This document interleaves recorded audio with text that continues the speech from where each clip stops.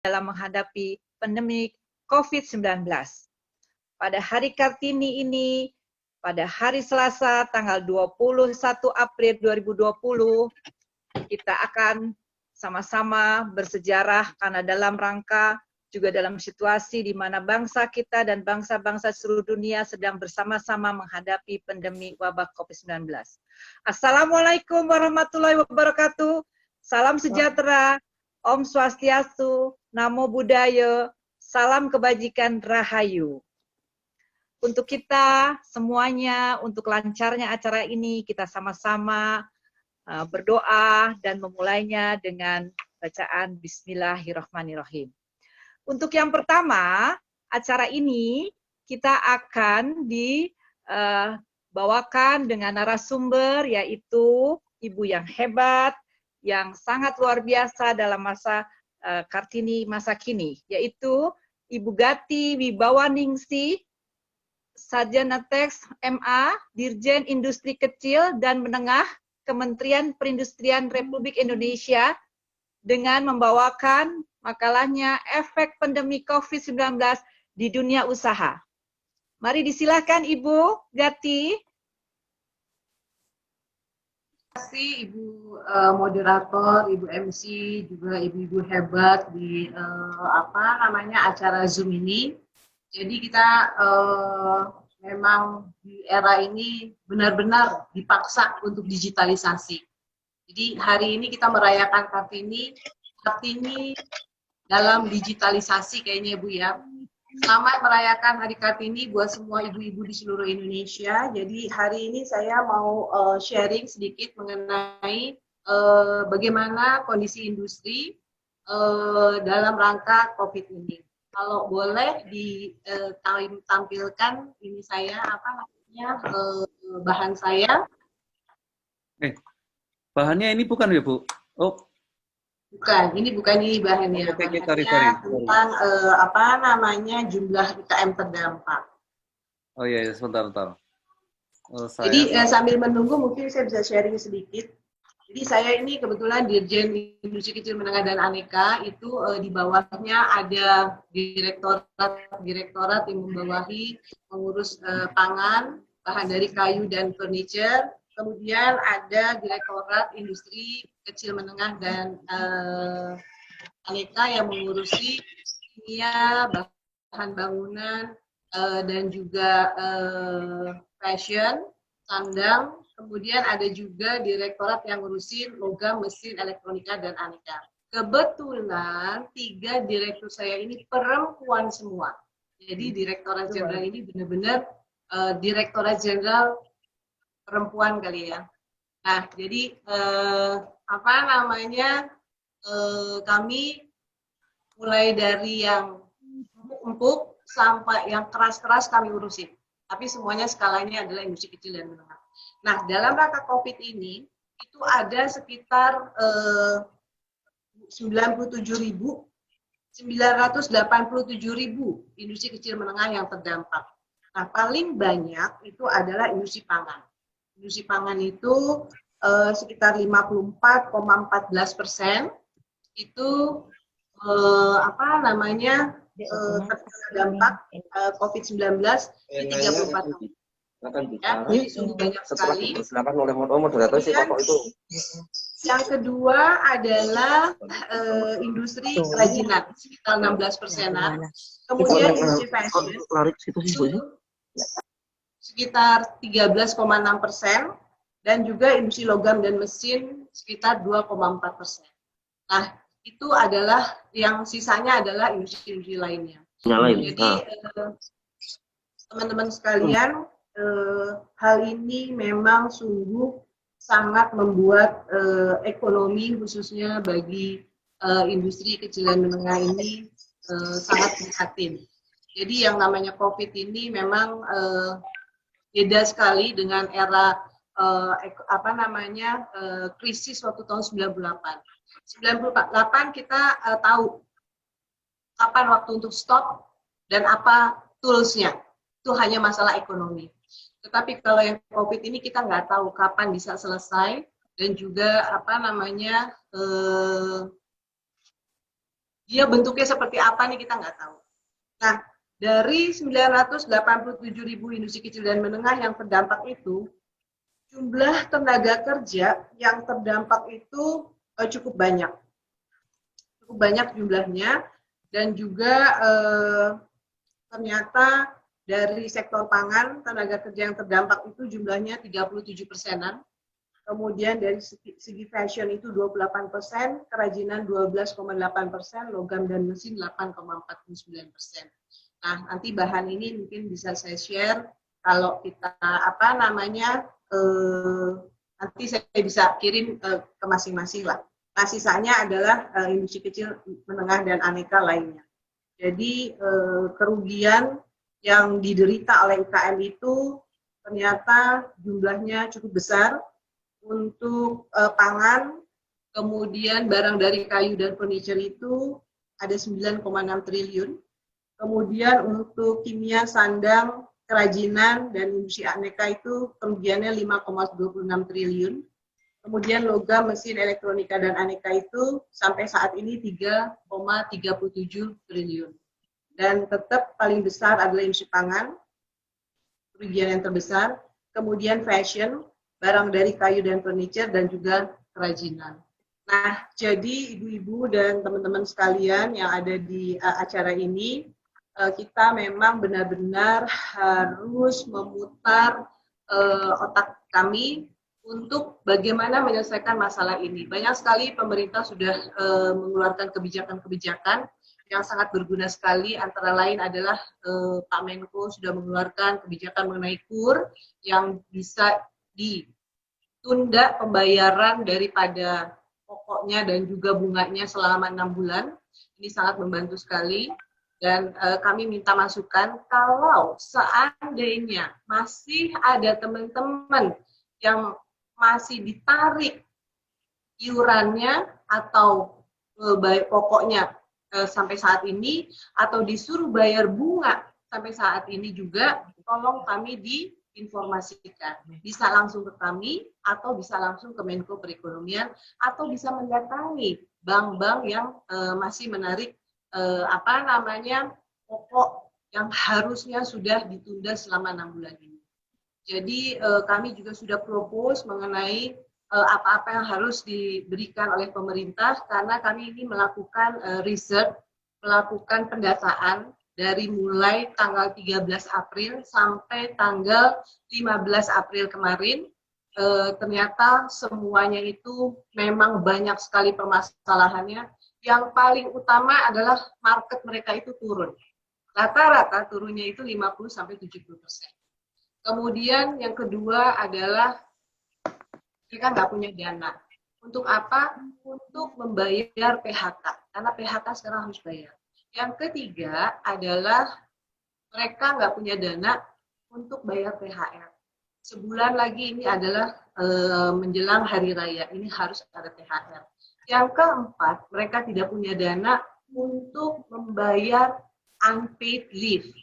Gitu. Nah, ini yang jadi masalah. Jadi pekerjanya dirumahkan, tapi kan ini harus dibayar.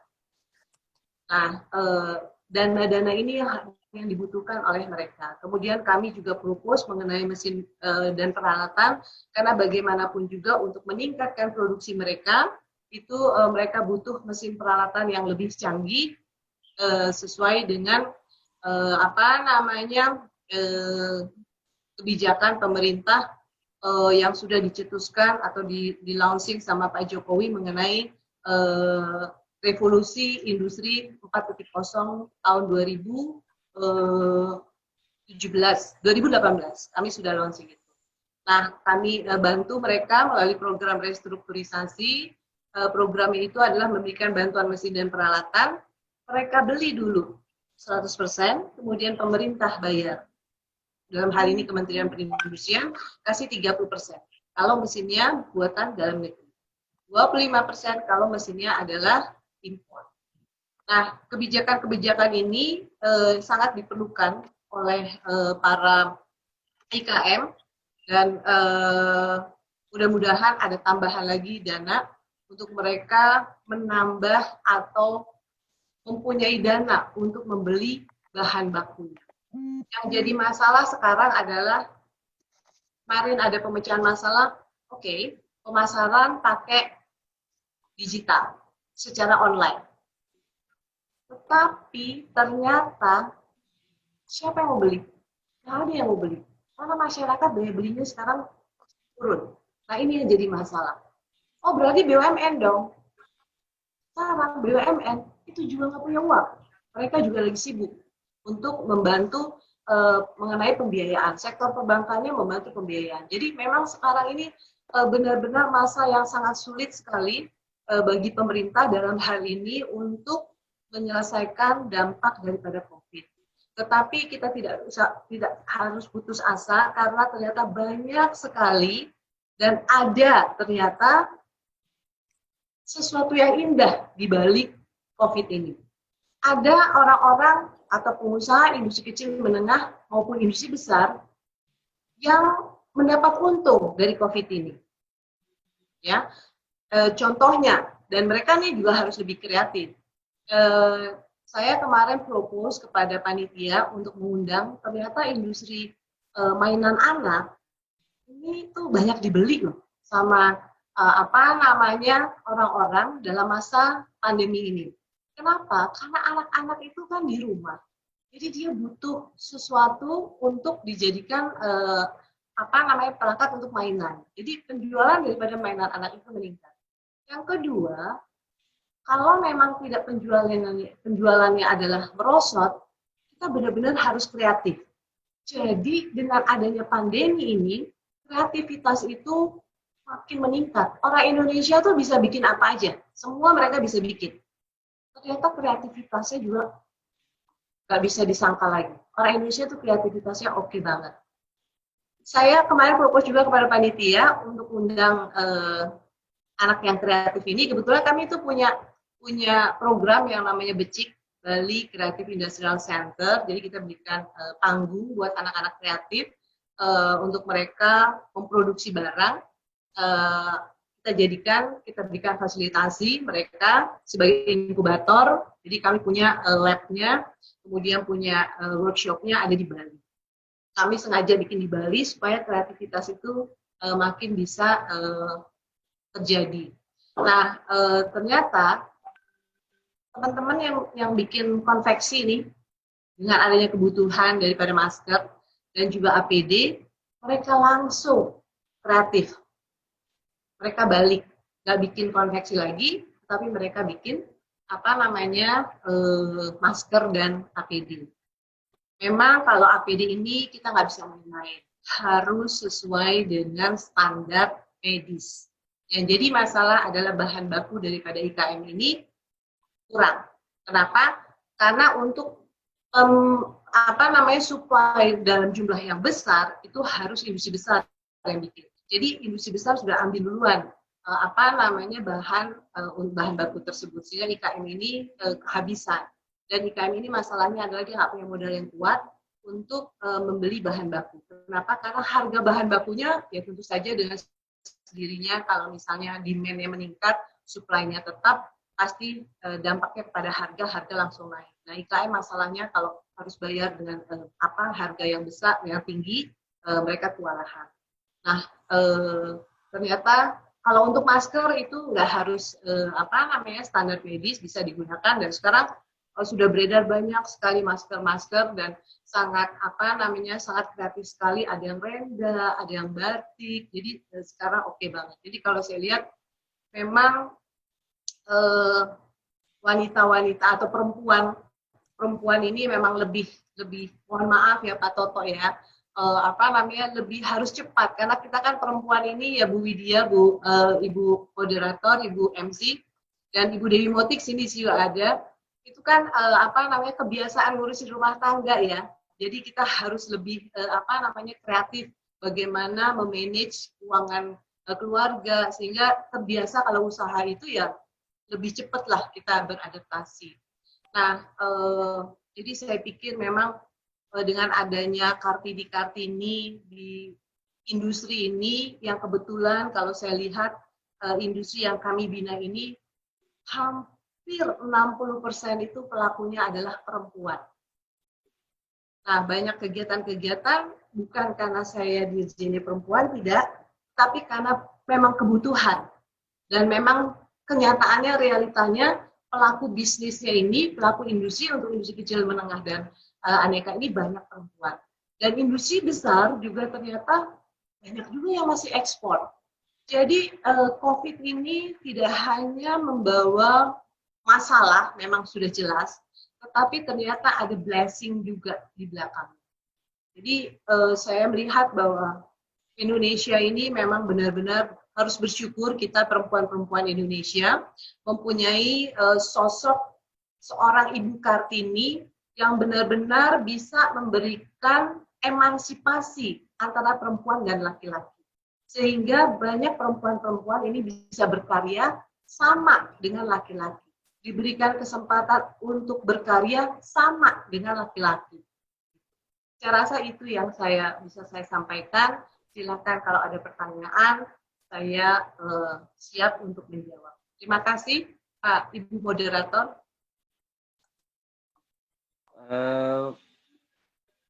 Terima kasih, Bu Gati. Terima kasih, Bu. Oh iya. Ya, Ibu Gati masih di sini atau udah mau ke istana? Saya nggak ke istana karena kan kita semua dari rumah, jadi saya bisa monitor. Ya, jadi saya bisa monitor kalau ada pertanyaan, mungkin kalau ada pertanyaan sekarang saya bisa jawab karena saya harus ada video conference yang lain. Kami punya acara ini mendukung kopi Indonesia lokal, kopi lokal Indonesia nih, sore-sore gini kita ngopi enak banget. Ya benar, Nah, ini harus didukung. Kalau ibu-ibu tahu, ibu-ibu buka media sosial kemarin, itu kita udah launching 1 dalam kopi. Nah, itu untuk mendukung industri kopi lokal. Dan penjualannya ternyata, wah Bu Widya hebat, sama-sama pengopi juga. Jadi ternyata itu memang kalau bukan kita yang pakai produk Indonesia, siapa lagi Bu? Ya, Pak Toto juga bagus nih produknya nih. Dari Palembang ya Pak? Palembang, Bu. Palembang, top benar. Ada Robusta ya Pak ya? Pak Toto, Robusta, Arabica. Ya. Itu saja Ibu Marta, terima kasih. Ya, Pak Toto. terima kasih Ibu Gati. Ya, kita mau langsung buka tanya jawab, Bu Widya, atau bagaimana? Langsung buka aja. Boleh 3 penanya deh biar 3 penanya. brainstorming ya. 3 penanya aja tapi 1 sesi aja. Baik, Ya, satu dari sesi Bengkulu, ya. Bu. Ya. Oke, silakan Ibu.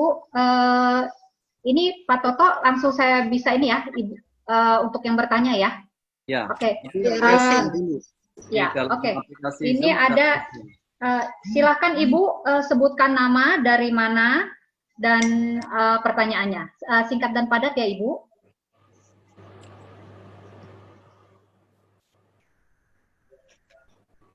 Terima kasih. Nama saya Trisna dari Bengkulu, Bu. Bu Ganti, salah satu pengrajin kain Besure Provinsi Bengkulu. Dan kalau tadi bicara masalah kopi, kita juga lagi ada kopinya, sangat terkenal sekali. Dengan alhamdulillah brand marks-nya sudah diakui oleh Departemen Hukum dan HAM, jadi hakinya sudah lacinan itu sudah milik kita pribadi. Kemudian alhamdulillah juga Bu Ganti, saya ketua IWAPI-nya Provinsi Bengkulu. Alhamdulillah di belakang saya menggunakan background kainnya Besure. Satu yang ingin saya sampaikan, karena keluhan seluruh anggota IWAPI dari penjual sayur sampai makanan kecil, betul tadi skala tertinggi adalah letaknya di tadi 54% adalah industri pangan. Ya betul, karena anggota IWAPI juga catering segala macam, dampaknya luar biasa. Jadi yang ingin saya tanyakan dari Ibu Dirjen Ikma, ini apa yang brand marks-nya untuk kaum perempuan dan ibu ini, yang para termasuk tadi pengrajin segala macam ini tadi. Nah, kemarin dengan Pak Menteri Koperasi itu ada solusinya stimulus daya beli. Nah, tolong diperjelas, dipertajam apa ini stimulus daya beli, Bu. dipertajam lagi, biar nanti saya bisa sampaikan ke anggota dari kabupaten kota, semuanya menunggu jawaban. Yang apa yang bisa kami dapatkan hari ini yang untuk merumahkan. Teman saya Ketua IWAPI Jawa Timur luar biasa keluhannya. Dia menangis dengan semuanya sama. Kami merumahkan itu bukan suatu hal yang bijak menurut saya, tapi ya inilah kondisi yang harus kita hadapi bersama. Nah, itu saja mungkin dari Bengkulu, mungkin nanti teman-teman yang lain juga bisa memberikan apa yang diharapkan, stimulus daya beli, mohon dipertajam lagi. Terima kasih. Wassalamualaikum warahmatullahi wabarakatuh. Salam sehat. Boleh pertanyaan yang lain? Silakan, Ibu mau langsung atau mau dikumpulkan dulu pertanyaan? Kumpul aja dulu. Dikumpul, oke, baik Ibu. Silakan yang mau bertanya lagi.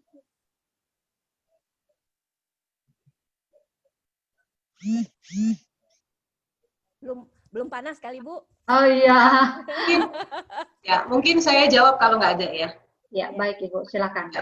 Jadi kami ini berkoordinasi dengan Kementerian Koperasi dan UMKM, usaha mikro dan menengah, itu untuk memberikan stimulus. Jadi di sana itu ada yang namanya deputi pembiayaan. Nah, kami koordinasi kira-kira ini berapa kebutuhan daripada para IKM ini, kerugiannya berapa. Tentu saja kami melihatnya karena dari sektor industri, itu kami melihatnya dari kebutuhan bahan baku. Dari kebutuhan berapa pembiayaan untuk dana-dana bagi tenaga kerja yang saya sebutkan tadi. Nah, kami sudah memberikan angkanya kepada Kementerian KUKM. Nah, ini nanti semoga ini bisa diakomodir karena memang sekarang itu statusnya masih di dalam pembahasan semua. Karena ini jumlah uangnya adalah sangat besar sekali yang dibutuhkan, kerugiannya juga sangat besar sekali, dan seperti yang kita ketahui bersama di sini kalau ada yang sama-sama pegawai negeri, kita tahu semua bahwa yang namanya anggaran dari APBN kita semua ini dipotong. Ya, nggak main-main dipotongnya, anggaran Kementerian Perindustrian itu dipotongnya hampir separuhnya. Jadi memang agak bingung juga, tetapi fokus daripada APBN yang sudah dipotong itu kami fokuskan tentu saja satu untuk pelatihan, peningkatan produktivitas, kemudian yang kedua adalah pemenuhan kebutuhan bahan baku.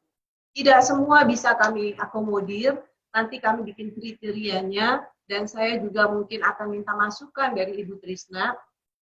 Tentu saja yang kami prioritaskan adalah yang industri, karena kami perindustrian. Kalau yang kuliner atau pedagang atau reseller atau seller, itu kami tidak. Itu ada di Kementerian Perdagangan atau ada di KUKM. Jadi saya, itu yang bisa saya sampaikan, Ibu Trisna dari Bengkulu. Dan Bengkulu ini nggak main-main loh ibu-ibu. Dan semua teman-teman yang ada di acara ini, Bengkulu itu kopinya top banget loh, bener-bener. Jadi sementara Bu Trisna tolong gabung di acara satu dalam kopi supaya kopi kita benar-benar oke ya Bu Trisna ya. Saya seruput dulu ya Bu Marta, mohon maaf. Silakan Ibu. Ini kopi sayangnya bukan kopi Bengkulu, tetapi ini kopi Indonesia. Siap Gimana? kirim, Bu, untuk dicicipi. Siap kirim, siap kirim. Oke. Gimana Bu Trisna, puas dengan jawaban dari Ibu Gati? Oke, Siap, terima siap, kasih puas. Ibu Gati. Mungkin ada teman-teman lain atau para peserta yang mau bertanya lagi? Saya. Oke. Ya, saya Bu. Oh, bisa ditampilkan Pak Toto? Ya. Saya Ya, Ibu sudah silakan. kedengaran belum, Bu? Sudah. Silakan Ibu, nama, Oh, dari ya. mana, dan pertanyaannya singkat dan padat. Ya, saya Sri Rahmat dari BPS. Ya, silakan Bu. Pertanyaan saya, tadi data yang disajikan tentang kerugian itu kan sangat besar sekali ya, Bu. Tapi di situ kok belum menunjukkan berapa proporsi atau berapa banyak pengusaha perempuan di situ. Lalu kalau di situ disebutkan bahwa produksi makanan yang tadi adalah terbesar, apakah di situ banyak perempuan yang berusaha di UMKM di industri makanan itu atau di fashion? Itu sangat penting sekali menurut saya kalau kita bisa sampai punya indikasi sampai ke arah situ, sehingga perencanaan intervensi anggaran untuk mengurangi COVID bagi pengusaha perempuan akan bisa dialokasikan lebih baik lagi. Itu pemikiran saya. Nah, mungkin Ibu ada solusi yang sebenarnya mungkin ada, terus bagaimana planning untuk intervensi pembagian bantuannya jika di situ tidak ada alokasi perempuannya. Semua rata seperti itu. Padahal perempuan kan paling rentan ya, apalagi kalau dia sebagai kepala rumah tangga sekaligus pengusaha. Itu pertanyaan saya. Terima kasih banyak. Ya, silakan Ibu Gati bisa langsung dijawab. Jadi Bu, begini Bu, kami ini membina industri tidak bisa membedakan, tidak bisa memprioritaskan lebih kepada perempuan. Tetapi itu nggak usah disebut. Kita ini kan sama, Bu. Sama-sama perempuan kan biasanya frekuensinya sama. Nggak usah Ibu minta, pasti kalau misalnya ada 2 IKM yang mengajukan, satu laki, satu perempuan, itu nggak usah dibilang harus prioritas perempuan, dengan sendirinya, kita karena frekuensinya sama, pasti saya pilih perempuan. Karena memang perempuan itu, ya kalau bukan kita yang sama-sama perempuan, siapa Bu yang ngebelain? Mohon maaf ya Pak Toto.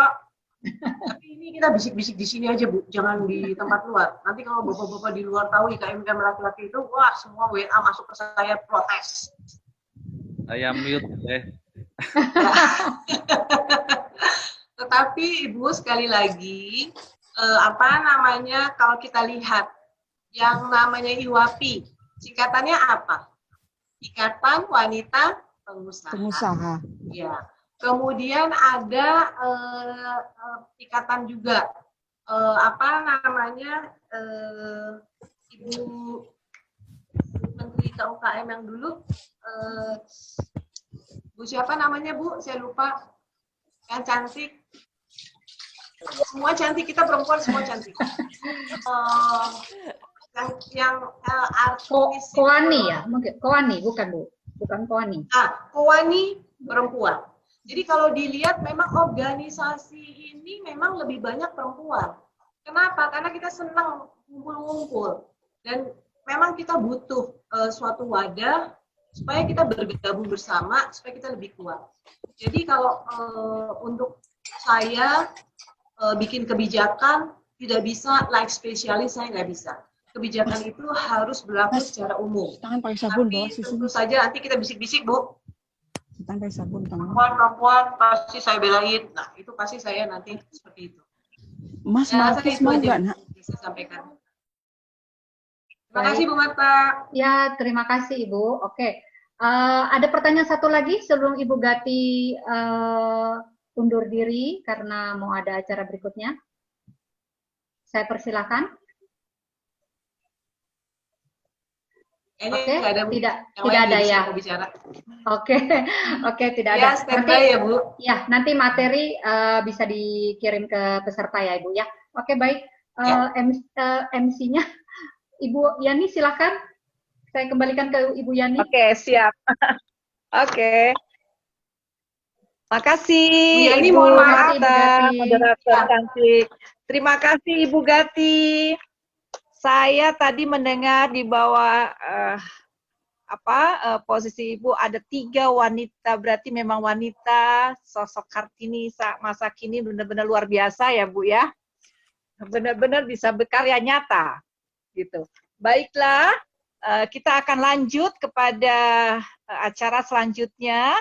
Terima kasih sekali lagi kepada Ibu Gati, yaitu sambutan Ketua Lembaga Kajian Nawacita yang akan dibacakan oleh Ibu Krisanti Widya SSI MM. Silahkan Ibu Kris. Ibu mohon maaf, boleh saya undur diri dulu ya, Bu, Ya, karena saya terima harus kasih, gabung Ibu. sama Siap, terima kasih. Ibu Gati. Terima kasih. Ya. Terima kasih. Saya akan membacakan sambutan dari Ketua Lembaga Kajian Nawacita karena Ketua Umum LKN ini adalah seorang laki-laki dan ini Hari Kartini, maka beliau mewakilkan kepada saya untuk membacakan sambutan beliau. Sambutan Ketua Lembaga Kajian Nawacita dalam acara webinar Zoom Meeting Perayaan Hari Kartini 21 April 2020 pukul 14 sampai 16 ya. Assalamualaikum warahmatullahi wabarakatuh. Salam sejahtera untuk kita semua. Om Santi Santi Om. Namo Buddhaya. Salam kebajikan. Saudara-saudara sebangsa dan setanah air Indonesia, terutama ibu-ibu yang tercinta, pada hari ini, tepatnya tanggal 21 April 2020, yang biasanya kita semua merayakan Hari Kartini dengan acara meriah dan bertatap muka, dengan tentunya berbagai aneka makanan dan minuman Nusantara. Namun karena sedang pandemi COVID-19, maka untuk tahun ini kita merayakannya secara sederhana melalui webinar dengan aplikasi Zoom Meeting sebagaimana sedang kita laksanakan sekarang ini. Hari ini kita merayakan Hari Kartini, yaitu Hari Kebangkitan bagi kaum perempuan, yang mulanya dipelopori oleh Raden Ajeng Kartini. Beliaulah yang sudah berhasil mempersamakan hak kemerdekaan untuk hidup bermasyarakat, berbangsa, dan bernegara, sama-sama mengenyam pendidikan setara dengan kaum laki-laki di berbagai aspek kehidupan. Ibu-ibu Kartini Indonesia yang saya cintai, sekarang kita sudah membuktikan bahwasanya perempuan setara pendidikannya dengan kaum laki-laki, sehingga sudah tertanam dalam hati perempuan bahwa kaum perempuan tidak lagi mau tertinggal dalam semua hal dari kaum laki-laki. Pendek katanya, bahwa perempuan tidak mau ketinggalan dalam hal profesi dari kaum laki-laki. Laki-laki ada yang menjadi pejabat dan pimpinan, baik di pemerintahan maupun di perusahaan BUMN dan BUMD atau perusahaan swasta. Demikian juga halnya dengan kaum perempuan, tidak ketinggalan hebatnya. Saya atas nama Lembaga Kajian Nawacita mengucapkan terima kasih yang sebesar-besarnya atas kesediaan para narasumber yang semuanya adalah wanita hebat Indonesia, di mana wanita tetap berkarya dan cepat tanggap dalam mengatasi semua persoalan bangsa dalam segala kondisi. Terima kasih kepada yang terhormat Ibu Dr. Dewi Motik Pramono MSc, Ibu Profesor Winardi Din Mono Arpa MS, Ibu Kati Wibawaningsih MA, Ibu Gea dan Ibu Nabila dari Malang, dan Ibu Regina Martin, Sarjana Seni dari Bandung, yang sudah berkenan untuk menjadi narasumber di hari yang berbahagia ini. Terakhir, saya ucapkan terima kasih kepada seluruh panitia dan seluruh hadirin yang berbahagia yang sudah meluangkan waktunya untuk hadir join di acara webinar ini. Selamat Hari Kartini 21 April 2020. Wanita hebat Indonesia adalah wanita yang tetap berkarya dalam kondisi apapun di sepanjang masa. Waalaikumsalam warahmatullahi wabarakatuh. Atas nama Ketua Lembaga Kajian Nawacita, Insinyur Samsul Hadi. Terima kasih. Terima kasih Ibu Krisyanti Widya yang telah mewakili Bapak Ketua LKN kita. Dan selanjutnya kita akan menyaksikan video LKN yang dikerjakan oleh para mahasiswa UNAIR. Persilahkan Mas Toto.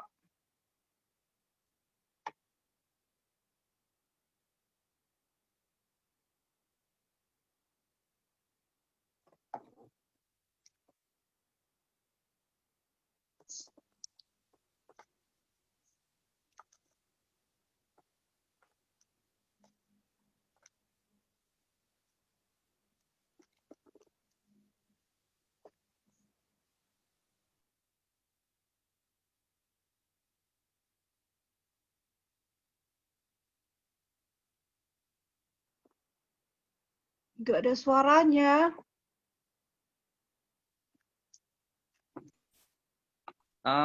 Ada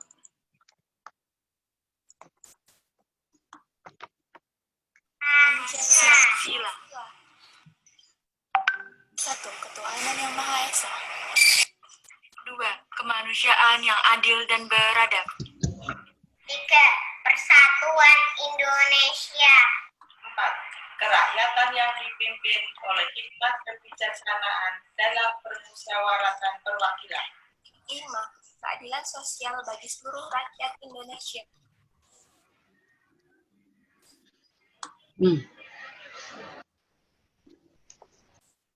Sudah? Sudah ya, Mas? Sudah. Oke, baik. Alhamdulillah. Selanjutnya kita akan menyaksikan lagu Hari Kartini, supaya kita mengenang bagaimana perjuangan Raden Ayu Kartini dalam memperjuangkan emansipasi Indonesia.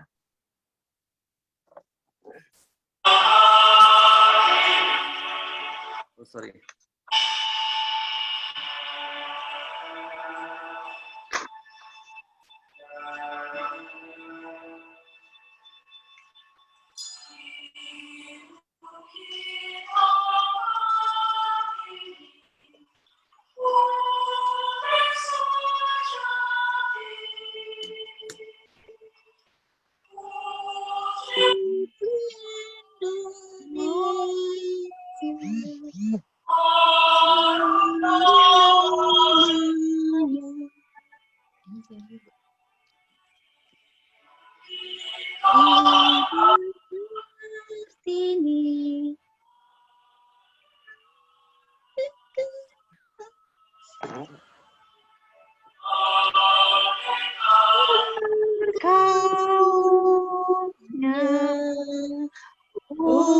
Untuk merdeka, wahai ibu kita Kartini, putrinya mulia,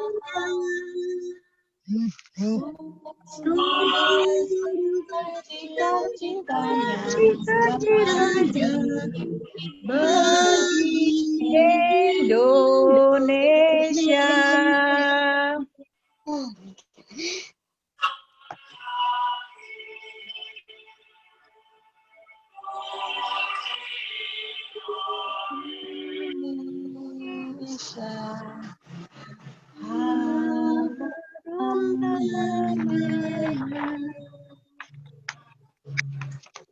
Ibu kita Kartini, pendekar bangsa, pendekar taunya untuk merdeka. Wahai ibu kita Kartini, putri yang mulia,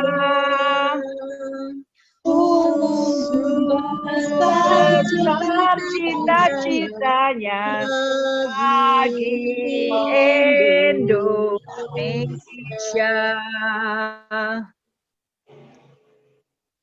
Baik. Raden Ajeng Kartini atau R.A. Kartini telah banyak menuliskan beberapa inspirasi buat perempuan Indonesia.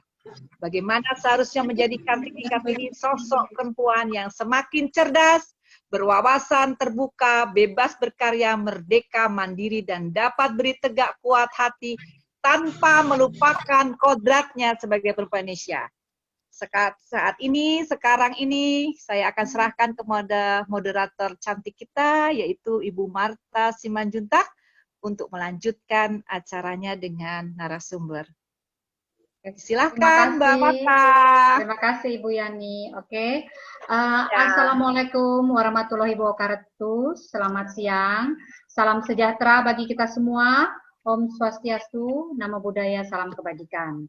Sebelumnya saya ingin perkenalkan diri, saya Marta Simanjuntak yang akan memandu gelar bicara online ini atau webinar ya, dengan tema peran wanita nawacita dalam menghadapi pandemi COVID-19.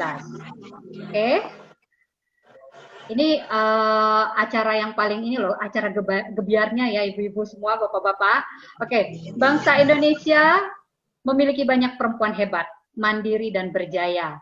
Inilah kita sekarang, wanita Indonesia yang semakin cerdas, berwawasan terbuka, dan bebas berkarya seperti apa yang kita inginkan. Perjuangan kita belum berakhir, di mana wanita adalah fondasi negara. Siapkah Anda melanjutkan perjuangan seorang Kartini?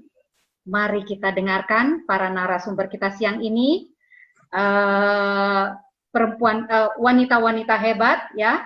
Baiklah, pada kesempatan pertama ini kita akan dengarkan materi dari narasumber kita yang pertama, yaitu pasti sudah kenal semua ya, Ibu Dewi Motik Pramono, seorang pengusaha perempuan terkenal di Indonesia. Beliau aktif dalam berbagai kegiatan usaha, pendidikan, dan kemasyarakatan. Selain sebagai pengusaha, Ibu Dewi Motik juga dikenal sebagai penulis, pengajar, dosen, dan motivator. Nah, beliau juga adalah seorang dewan pendiri IWAPI. Kita juga tahu organisasi besar IWAPI ini, juga duta koperasi dan UKM. Bapak Ibu semua pasti sudah penasaran apa yang akan disampaikan Ibu Dewi ya. Silakan Ibu Dewi, kami persilakan waktu untuk Ibu Dewi memberikan paparannya.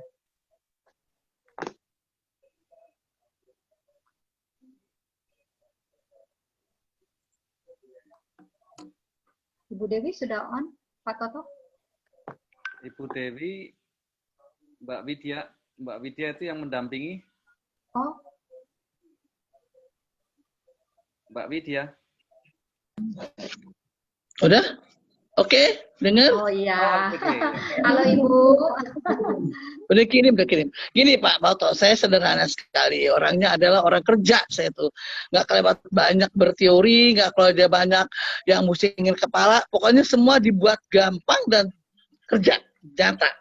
Nah, saya bersyukur pada Allah yang Maha Kuasa. Sejak umur saya 9 tahun, saya tuh orangnya berani aja. Kalau saya mau ngikutin sesuatu, saya kerjain. Dan orang tua saya kebetulan mendukung saya. Kemudian saya kawin sama suami yang jadi kekasih saya sampai saat ini juga mendukung saya 100%. Jadi ini satu contoh.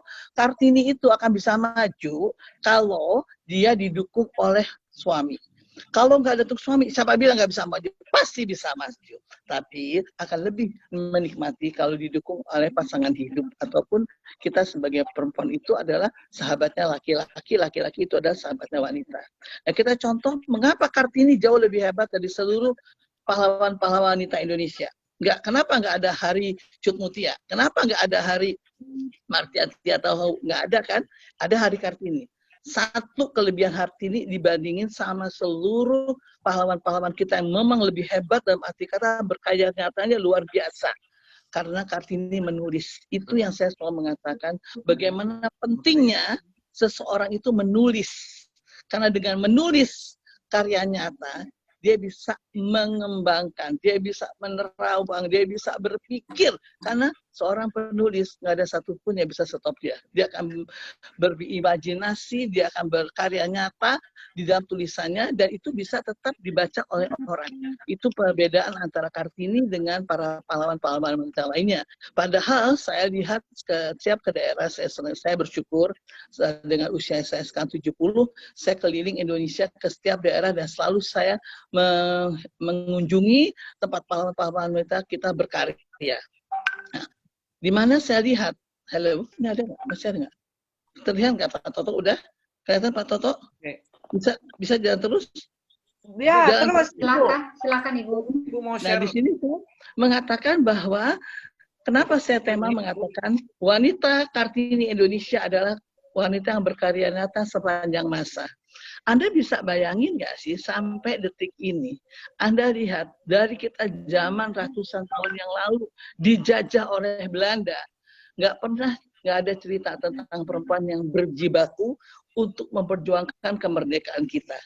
Nah, ini satu contoh bahwa perempuan Indonesia itu emang hebat. Dari sononya tuh emang jagoan. Nggak takut sama penjajahan, nggak takut sama orang yang jahat. Tetap akan berjuang.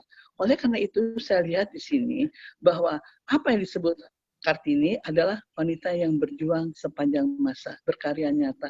Bayangkan seorang Kartini, seorang wanita bangsawan, anak bangsawan yang tidak bisa keluar rumah setelah dia berumur remaja, dia tidak boleh, tetapi dia tetap bisa berkarya nyata melalui tulisannya. Ini salah satu contoh bahwa dia tidak akan melawan, tetapi dia melawan dengan perang, tapi dia melawan dengan tulisan, dengan pikiran, dengan imajinasi, dengan yaitu kata saya bilang mengatakan dengan mempengaruhi lingkungannya.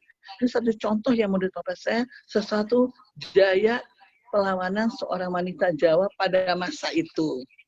Sedangkan untuk masa kini, kita ada banyak teknologi canggih, kita bisa berkarya nyata melalui segala macam online, segala macam email, segala macam WhatsApp, apapun juga kita ini sekarang hebat banget. Jadi kalau sampai perempuan Indonesia tidak bisa mengikuti langkah Kartini yang pada saat itu penuh dengan rintangan-rintangan, toh masih bisa berkarya nyata sampai ke dunia internasional. Masa sih kita nggak bisa? Nah, contoh saya senang sekali dengan Yayasan Nawacita ini. Ya udah, Corona 19 sih nggak jadi soal. Corona 19, COVID silahkan, tapi kita tetap mengadakan acara. Ini salah satu contoh yang saya pikir, saya sejak COVID-19 ini merajalela di Indonesia, saya terus saja berkarya yang sederhana aja, nggak usah yang hebat-hebat, nggak usah yang susah-susah. Yuk, siapapun orang yang bisa membantu saudara-saudara kita yang sedang kelaparan, yang sedang bersusah hati dengan tidak pemasukan, terus saja setiap hari. Apa yang kita bisa buat? Saya aja sekarang itu punya program begitu banyak yang sudah diimplementasikan, bekerja sama dengan Yayasan Miftah Hujana, dengan Wanita Indonesia Tanpa Tobako, dengan Wanita Putri Sriwijaya, dengan yang namanya Asosiasi Pengusaha Catering Indonesia. Saya terus-terusan aja, apa aja yang saya bisa bantu, saya bantu. Karena di sini saya lihat banyak sekali alumni-alumni universitas, yayasan, SMA, SMP, semua berkarya nyata dengan mengatakan, Bu, tolong Bu, kita siap ini teman-teman kita atau keluarga kita, saudara-saudara kita yang tidak bisa berkarya nyata berhubung dengan kekurangannya, kendala yang mereka hadapi. Jadi mereka itu mohon bantuan dari kita. Ya udah nggak jadi susah. Saya kerjakan. Walaupun sekarang umur saya 70, saya selalu bilang, saya bantu ya, tapi saya nggak suruh turun tangan ya. Karena bagi saya juga harus tahu diri. Kan sekarang ini kan yang paling rentan itu di atas 50 tahun. Jadi saya selalu bilang saya akan bantu dengan segala apapun yang saya bantu, tetapi dengan katakan bahwa yuk kita sama-sama, satu punya energi, satu punya kemudahan di usia, satu punya bantuan berupa apakah itu uang atau apa saja yang bisa kita bantu. Nah ini yang saya katakan bahwa hei kaum wanita Indonesia, yuk kita saling bergandengan tangan, kita bantu semua lapisan. Dan saya katakan di sini, ini kalau tadi karena ibu dari Departemen Perindustrian mengatakan industri, tahu nggak? Saya adalah manusia pekerja sosial. Subhanallah, saudara-saudaraku, sekarang ini bukan hanya ekonomi, bukan hanya, sorry to say, bukan hanya pendidik, seluruhnya, seluruh program apapun juga kita babak belur. Apa? Dia punya pendidikan. Bayangkan berapa bulan anak kita tidak bersekolah dan tidak ke kuliah. Bayangkan budaya, segala macam promosi tentang budaya bangsa kita melalui apapun juga. Budaya itu luas sekali ya, bisa bahasa, bisa budaya, bisa tarian, bisa segala macam. Kalau budaya itu luas sekali, nyanyian, konsep nggak bisa jalan. Tapi apa pintar mereka mengadakan sekolah di antara dengan online, dengan demo makanan, dengan cara masak. Saya nggak usah jauh-jauh sekarang, saya nggak usah bercanda aja ngeliat cucu saya aja sekarang udah jadi jago masak semuanya. Yang laki jago masak, yang perempuan jago masak. Karena apa? Begitu mudah mendapat ilmu-ilmu untuk memasak melalui online. Jadi sini lihat bahwa sebetulnya kita memang bisa mengerti perasaan orang yang memang tidak punya berkemampuan. Tapi kan yang kita berkemampuan itu pada saat inilah kita harus saling mendukung. Kita bukan saling menghina, bukan saling mengejek, bukan lagi mentertawakan sesuatu program yang nyata. Yuk, mari kita bergandengan tangan. Yuk, mari kita bantu orang dalam bidang apapun juga. apapun juga tadi kan saya bilang bukan hanya ekonomi, tetapi seluruh ekonomi pun juga luas loh. Ada industri apa, ada perdagangan, ada jasa, ada segala macam, perhotelan. Bayangkan sekarang ini coba kasih. Tapi kalau kita tadi sederhana, hotel-hotel di Bali malahan mereka terima orang-orang yang sedang untuk pandemi corona ini, mereka nginep di hotel. Karena apa? Mereka bilang, ya mereka baru pulang, anak-anak kapal laut baru pulang dari pesiar, terus mereka nggak boleh bertemu dengan keluarga, nggak bisa dimengerti.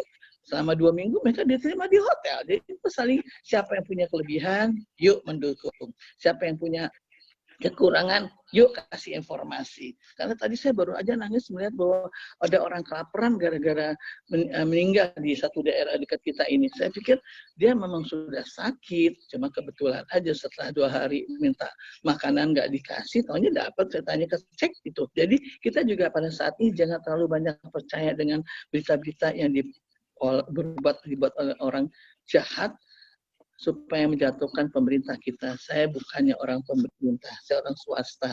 Tapi yuk, kalau kita lihat sesuatu yang berkurangan, jangan kita hina, justru kita bantu. Apa yang kita bisa bantu. Kalaupun juga kita punya kelebihan, jangan mengatakan bahwa kita nggak bisa. Ayo, bantu dong, bantu semua. Itulah yang saya katakan, Kartini Indonesia adalah Kartini yang berkarya nyata sepanjang masa. Karena menurut pendapat saya, ini saat-saatnya kita, Pak Toto, Ibu Santi, bahwa yuk mari kita bergandengan tangan. Karena menurut pendapat saya, tadi kan katanya ini satu yang luar biasa, di mana nggak ditentukan sampai kapan ini. Mei, Juni, Juli, akhir tahun, karena saya baru baca lagi tadi, bukan hoax ya, informasi bahwa Wuhan udah kena lagi sekarang. Dia buka baru 8 hari, udah masuk lagi tuh virus. Jadi kita juga, saya selalu bilang bercanda sama teman saya, kamu tadi doa Indonesia hilangkan virus corona. Jangan Indonesia. Ya Allah Tuhan, musnahkan virus corona ini seluruh muka bumi, dunia. Karena nggak ada gunanya, satu kena, bilang saja tertutup, terus semua satu bagus, nggak ada. Semenit juga nih Wuhan udah masuk. Saya dengar tadi saya berita bahwa Wuhan udah masuk lagi, udah welcome lagi si virus coronanya. Jadi ini satunya fakta bahwa yuk kaum wanita, kita masanya pada saat ini saling mendukung, saling berkarya nyata, siapapun orangnya, dengan tidak ada perbedaan agama, budaya maupun gen, keturunan. Kita, kalau kita namanya Indonesia bersatu menghadapi corona, memang betul adanya. Karena bagi saya, wanita berkarya nyata sepanjang masa. Seorang ibu rumah tangga kan sekali-kali saya mengatakan, ya udah kalau sudah ke anak kawin, udah selesai tugas saya. Dia nggak tahu segitu anak kawin punya anak, cucu kita punya mantu, masa nggak kita ini doain supaya mereka bagus? Tapi nggak. Jadi ibu itu wanita, kita nggak pernah berhenti untuk berkarya dan terlihat. Orang lihat sesuatu itu sesuatu nyata. Oleh karena itu saya mengatakan Kartini adalah wanita Indonesia yang berkarya nyata sepanjang masa. Sekian dan terima kasih. Wassalamualaikum warahmatullahi wabarakatuh. Amin. Waalaikumsalam. Terima kasih Ibu Dewi buat pencerahannya. Baik, jadi di sini Ibu sudah sampaikan begitu bagus ya, bahwa di saat ini kita harus bekerja, berkarya sepanjang masa ya Bu ya, apalagi era digital saat ini ya Ibu ya. Ibu tadi sampaikan bahwa era digital ini sudah peluang itu jadi banyak ya Bu ya, dan kuncinya adalah kreativitas ya Bu. Oke, baik Bapak Ibu yang hadir, ada pertanyaan yang akan ditujukan atau kita langsung aja narasumber ya? Berikutnya. Lanjut. Oke. Baik. Lanjut dulu. Lanjut. Oke. Baik, narasumber berikutnya wanita hebat juga, kami persilakan Ibu Profesor Winarni Monoarfa MS. Beliau adalah staf ahli Menteri Kementerian Lingkungan Hidup dan Kehutanan, bidang hubungan antar lembaga, pusat dan daerah. Silakan Ibu, kami persilakan waktunya. Bu Wirnani. Ibu Winarni sudah ready? Sudah on? Terima kasih. Assalamualaikum warahmatullahi wabarakatuh dan selamat siang, salam sejahtera bagi kita semua. Pertama-tama saya menyampaikan selamat Hari Kartini, khususnya untuk Kartini-Kartini Indonesia yang hebat-hebat. Mudah-mudahan di tengah serangan COVID, perempuan-perempuan Indonesia kita tetap semangat untuk melawan COVID. Nah, perkenankan saya, memperkenalkan diri, saya Winarni Monoarfa, staf ahli Menteri Lingkungan Hidup dan Kehutanan, bidang antar lembaga pusat dan daerah. Juga Ibu Menteri menyampaikan selamat seluruhnya, khusus untuk wanita, perempuan-perempuan Indonesia.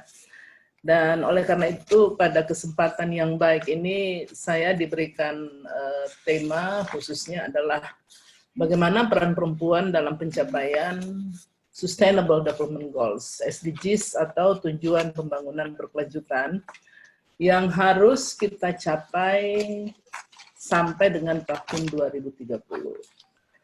Implementasi khususnya untuk SDGs atau Tujuan Pembangunan Berkelanjutan ini menjadi penting, karena ini merupakan komitmen dunia, dan dari 17 tujuan, 17 goals menunjukkan hampir 17 tujuan ini itu terkait dengan kepentingan perempuan.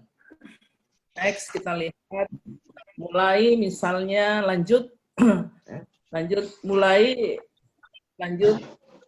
kita lihat ini dari 17 tujuan pembangunan sebelumnya. Ya, sebelumnya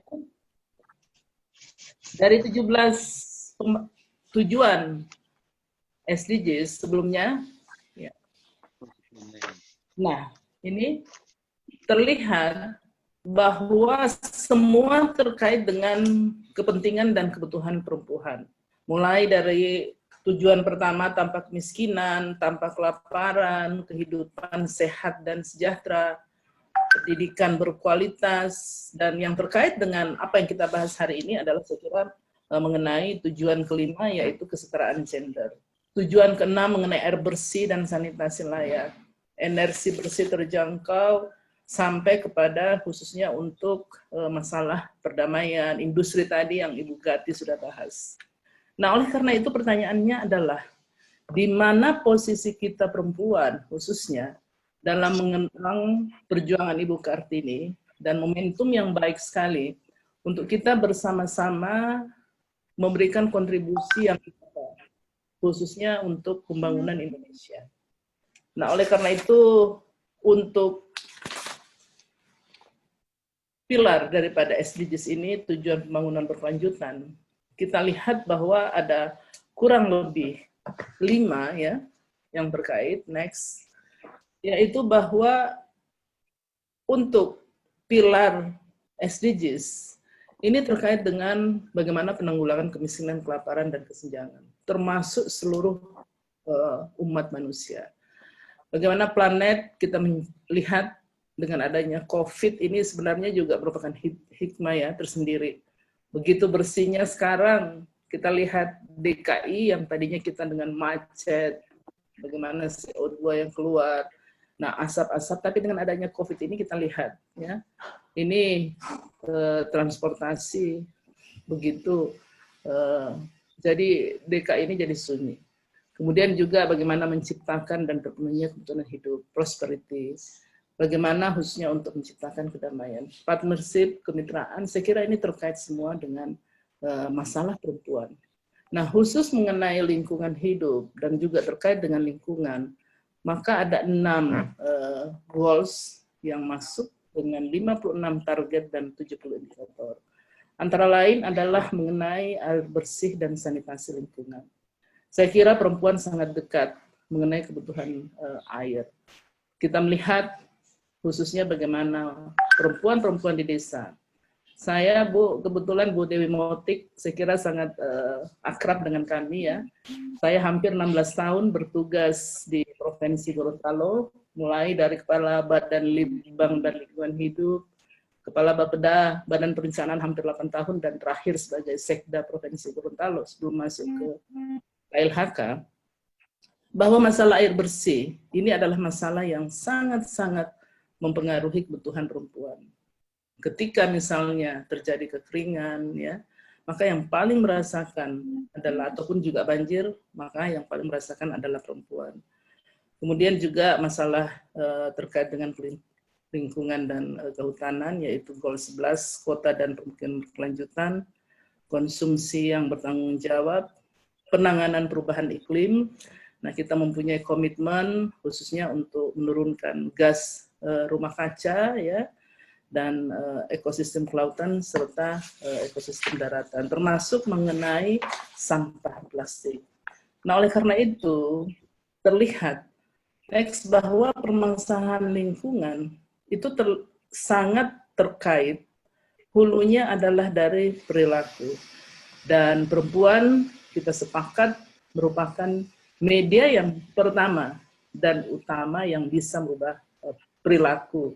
Kita setuju bahwa disampaikan tadi Ibu Dewi Motik, bahwa melalui pendidikan yang dilakukan oleh ibu-ibu, saya kira bukan hanya perannya sebagai ibu rumah tangga ataupun ibu karir, tetapi yang utama adalah bagaimana perempuan-perempuan Indonesia ini bisa mendorong perubahan perilaku. Dan tentu dengan adanya COVID, yang terlihat adalah terjadi perubahan tatanan kehidupan. Baik tatanan kehidupan ekonomi, tadi sudah banyak dijelaskan oleh Ibu Gati, bagaimana efek daripada COVID terhadap UMKM juga, ataupun ekonomi rumah tangga keluarga perempuan. Dan yang kedua juga adalah terhadap perubahan sosial. Inti daripada keseluruhan ini ingin saya tekankan bahwa konsep daripada pembangunan berkelanjutan, sustainable development, adalah bagaimana terjadi interaksi antara 3 pilar yang paling penting, yaitu pilar ekonomi, pilar sosial, dan pilar lingkungan. Interaksi ketiga hal inilah saya kira yang perlu kita bahas bersama-sama. Bagaimana perubahan tata tatanan yang terjadi dengan adanya COVID ini tetap memberikan optimisme dan semangat dari kaum perempuan sebagai salah satu unsur masyarakat yang mempunyai kontribusi yang sangat strategis dalam rangka pembangunan di Indonesia. Kalau kita lihat data BPS menunjukkan bahwa dari total jumlah penduduk Indonesia, maka hampir saya kira perbandingan antara perempuan dan laki-laki hampir sama. Disinilah saya kira dalam pembahasan ini kita ingin semua memberikan ide-ide, khususnya bagaimana lingkungan hidup kita bisa pelihara bersama. Dan dengan adanya COVID ini, justru hikmahnya adalah kita akan menjaga lingkungan ini sebaik-baiknya. Karena dari hasil-hasil kajian yang kita baca, terjadinya serangan daripada virus COVID sebenarnya adalah dari lingkungan yang tidak terjaga. Nah, pertanyaannya adalah bagaimana yang diterima antara akses khususnya untuk perempuan. Yang pertama ada 4 hal yang mempengaruhi next, yaitu dari sisi akses. Dari sisi akses, nah ini kita lihat bagaimana Bapak Presiden ya didampingi oleh Ibu Menteri mempunyai komitmen yang sangat tinggi dalam menyiapkan khususnya untuk air bersih, pengolahan limbah air. Dan ini tentu kita tidak menutup mata bahwa hampir sebagian besar pengguna ini adalah perempuan. Nah, oleh karena itu, yang kedua adalah, pertanyaannya adalah bagaimana partisipasi. Kita memerlukan partisipasi seluruh stakeholder. Karena tentu, di dalam pemerintahan, berbicara pemerintahan, maka saya kira kita harus sekarang merubah mindset kita bahwa Indonesia ini harus dibangun oleh 3 pilar yang kuat. Adanya pemerintahan, baik eksekutif, legislatif, edukatif, adanya bisnis, ya, dunia bisnis, perguruan tinggi, dan juga di dalamnya adalah masyarakat. Masyarakat saya kira dengan kebijakan yang ada di sekarang, dengan berbagai macam stimulus yang diberikan oleh Bapak Presiden, saya kira dalam menghadapi COVID, ini sangat-sangat membantu saya kira khususnya juga perempuan, ya, sebagai ibu rumah tangga dalam menopang kehidupan sehari-hari. Dan kita bisa melihat hikmah dari COVID ini. Saya merasakan juga dan kita melihat banyak inovasi-inovasi kreativitas daripada ibu-ibu yang berkembang. Ada yang membuat kue-kue, ya. Nah, kemudian muncul inovasi-inovasi. Ada misalnya yang kita lihat dari UMKM, dari himpunan pengusaha misalnya, ya, yang merubah misalnya, menjadikan manfaat nira menjadi alkohol. Nah, nanti ini yang dibuat untuk sanitizer. Nah, itu dengan BP POM di Gorontalo itu dilakukan, ya. Tadinya dengan minuman cap tikus, ini didestilasi kemudian menjadi alkohol. Jadi yang ingin saya katakan adalah terjadi perubahan tatanan, perbaikan kepada cara hidup kita yang insya Allah akan lebih sehat. Semua sekarang kita lihat menjaga bagaimana imun kita ini ditingkatkan. Nah, oleh karena itu Kementerian Lingkungan Hidup dan Kehutanan juga tadi juga disampaikan oleh Ibu Gati bahwa keinginan daripada Bapak Presiden, komitmen beliau yang sangat kuat untuk anggaran di tahun 2020 ini difokuskan kepada penanganan COVID. Dan keluarlah peraturan Presiden nomor 54 tahun 2020 yang tadi juga disampaikan oleh Ibu Gati, hampir semua kementerian dan lembaga mengalami pemotongan anggaran. Tujuannya adalah mari kita bersama-sama bergotong royong. Bahwa masalah COVID ini adalah bukan masalah hanya pemerintah, tapi butuh dukungan seluruh pemangku kepentingan, seluruh stakeholder. Oleh karena itu juga sinergitas saya kira antara pemerintah pusat dan pemerintah daerah, provinsi dan kabupaten kota menjadi penting. Dan lembaga kajian nawacita saya kira sudah memulai hari ini, kita sudah mulai membahas khususnya bagaimana strategi kita ke depan.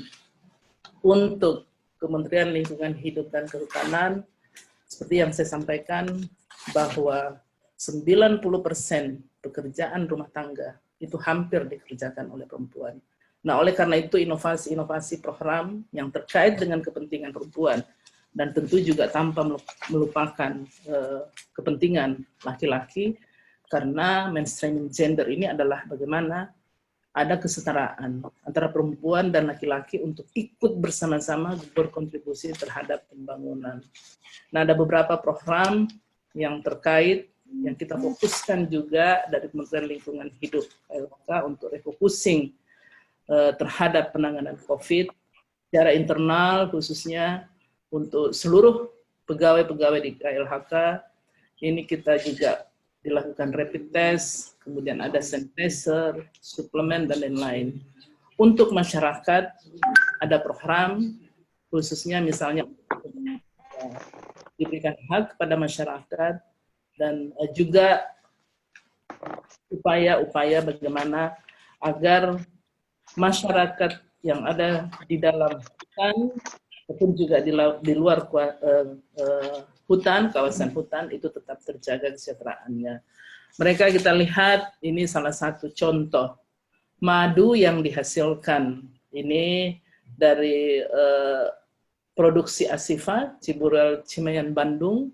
Ini kita khususnya diproduksi oleh masyarakat, kemudian kita berikan anggaran untuk membeli, dan ini dibagi-bagi khususnya ke petani-petani yang ada di daerah kehutanan. Yang kedua juga untuk meningkatkan produktivitas masyarakat. Dalam kondisi seperti ini, tentu kita lihat bahwa masyarakat sangat rentan. Bantuan-bantuan saya kira agak tentu terbatas juga, oleh karena itu diperlukan support kepada masyarakat kita. Oleh karena itu juga refocusing program di bidang KLHK ditujukan untuk misalnya untuk pembangunan kebun bibit rakyat. Kebun bibit rakyat ini khususnya sangat bagus ya dalam rangka untuk memberikan sumber penghidupan kepada masyarakat. Kalau saya tidak salah, untuk tahun 2020 ini kebun bibit rakyat itu kurang lebih 1.200 unit. Nah, ini sangat bermanfaat di desa, di daerah, dalam rangka untuk meningkatkan tentu produktivitas masyarakat dan pendapatan. karena kebun bibit rakyat ini itu per kelompok tani kurang lebih 20 orang dan anggarannya kurang lebih 100 juta, sehingga kita berharap bahwa masyarakat tetap termotivasi dan bibit-bibit yang disiapkan nantinya dapat menghijaukan lahan-lahan kritis. Juga untuk kebun bibit desa ini juga dilakukan, bibit produktif, masyarakat kita siap menyiapkan tanaman buah-buahan, misalnya durian, mangga, okulasi, kemudian juga tanaman-tanaman yang diminati oleh masyarakat, tentu disesuaikan dengan kondisi daerah. Nah, dalam rangka juga penanganan COVID ini, tentu kita melihat bahwa banyak penggunaan APD yang digunakan oleh baik masyarakat maupun juga para pekerja di rumah sakit. Nah, oleh karena itu juga sudah keluar ya surat edaran Menteri khususnya tentang untuk penanganan masalah limbah infeksius untuk baik untuk limbah rumah sakit maupun limbah rumah tangga. Nah, oleh karena itu saya kira dukungan daripada seluruh masyarakat terhadap program-program yang dilaksanakan oleh KLHK, insya Allah kita sangat berharap sehingga apa yang kita harapkan di dalam mewujudkan tujuan pembangunan berkelanjutan SDGs ini bisa kita harapkan bersama-sama bisa tercapai. Nah, saya kira ini yang hal-hal yang sangat penting ingin saya sampaikan, dan kita berharap bahwa pembangunan lingkungan hidup dan kesehatan masyarakat yang responsif gender itu bukan hanya peran perempuan, tetapi juga diperlukan perubahan cara berpikir agar setiap orang mau dan mampu untuk berbagi akses, berbagi ruang akses kelola, berbagi ruang ilmu, berbagi ruang kebijakan, berbagi ruang implementasi, dan paling penting adalah berbagi untuk ruang manfaat. Banyak sekali perempuan-perempuan yang kita lihat pada paparan yang selanjutnya, baik yang sudah mendapatkan Kalpataru ya, yang kita ketahui adalah penghargaan yang diberikan kepada perorangan atau kelompok atas jasanya dalam melestarikan khususnya untuk kelestarian lingkungan hidup. Nah, kita melihat juga ya bahwa berbagai program-program yang kami lakukan khususnya dalam rangka untuk meningkatkan kapasitas perempuan di desa-desa, baik untuk peningkatan kapasitas sumber daya manusia maupun juga untuk peningkatan SDM-nya. Ada yang melakukan khususnya di Bali untuk pengarusamaan gender untuk bidang perhutanan sosial, kemudian di Lampung juga untuk pembuatan gula aren, jahe ya.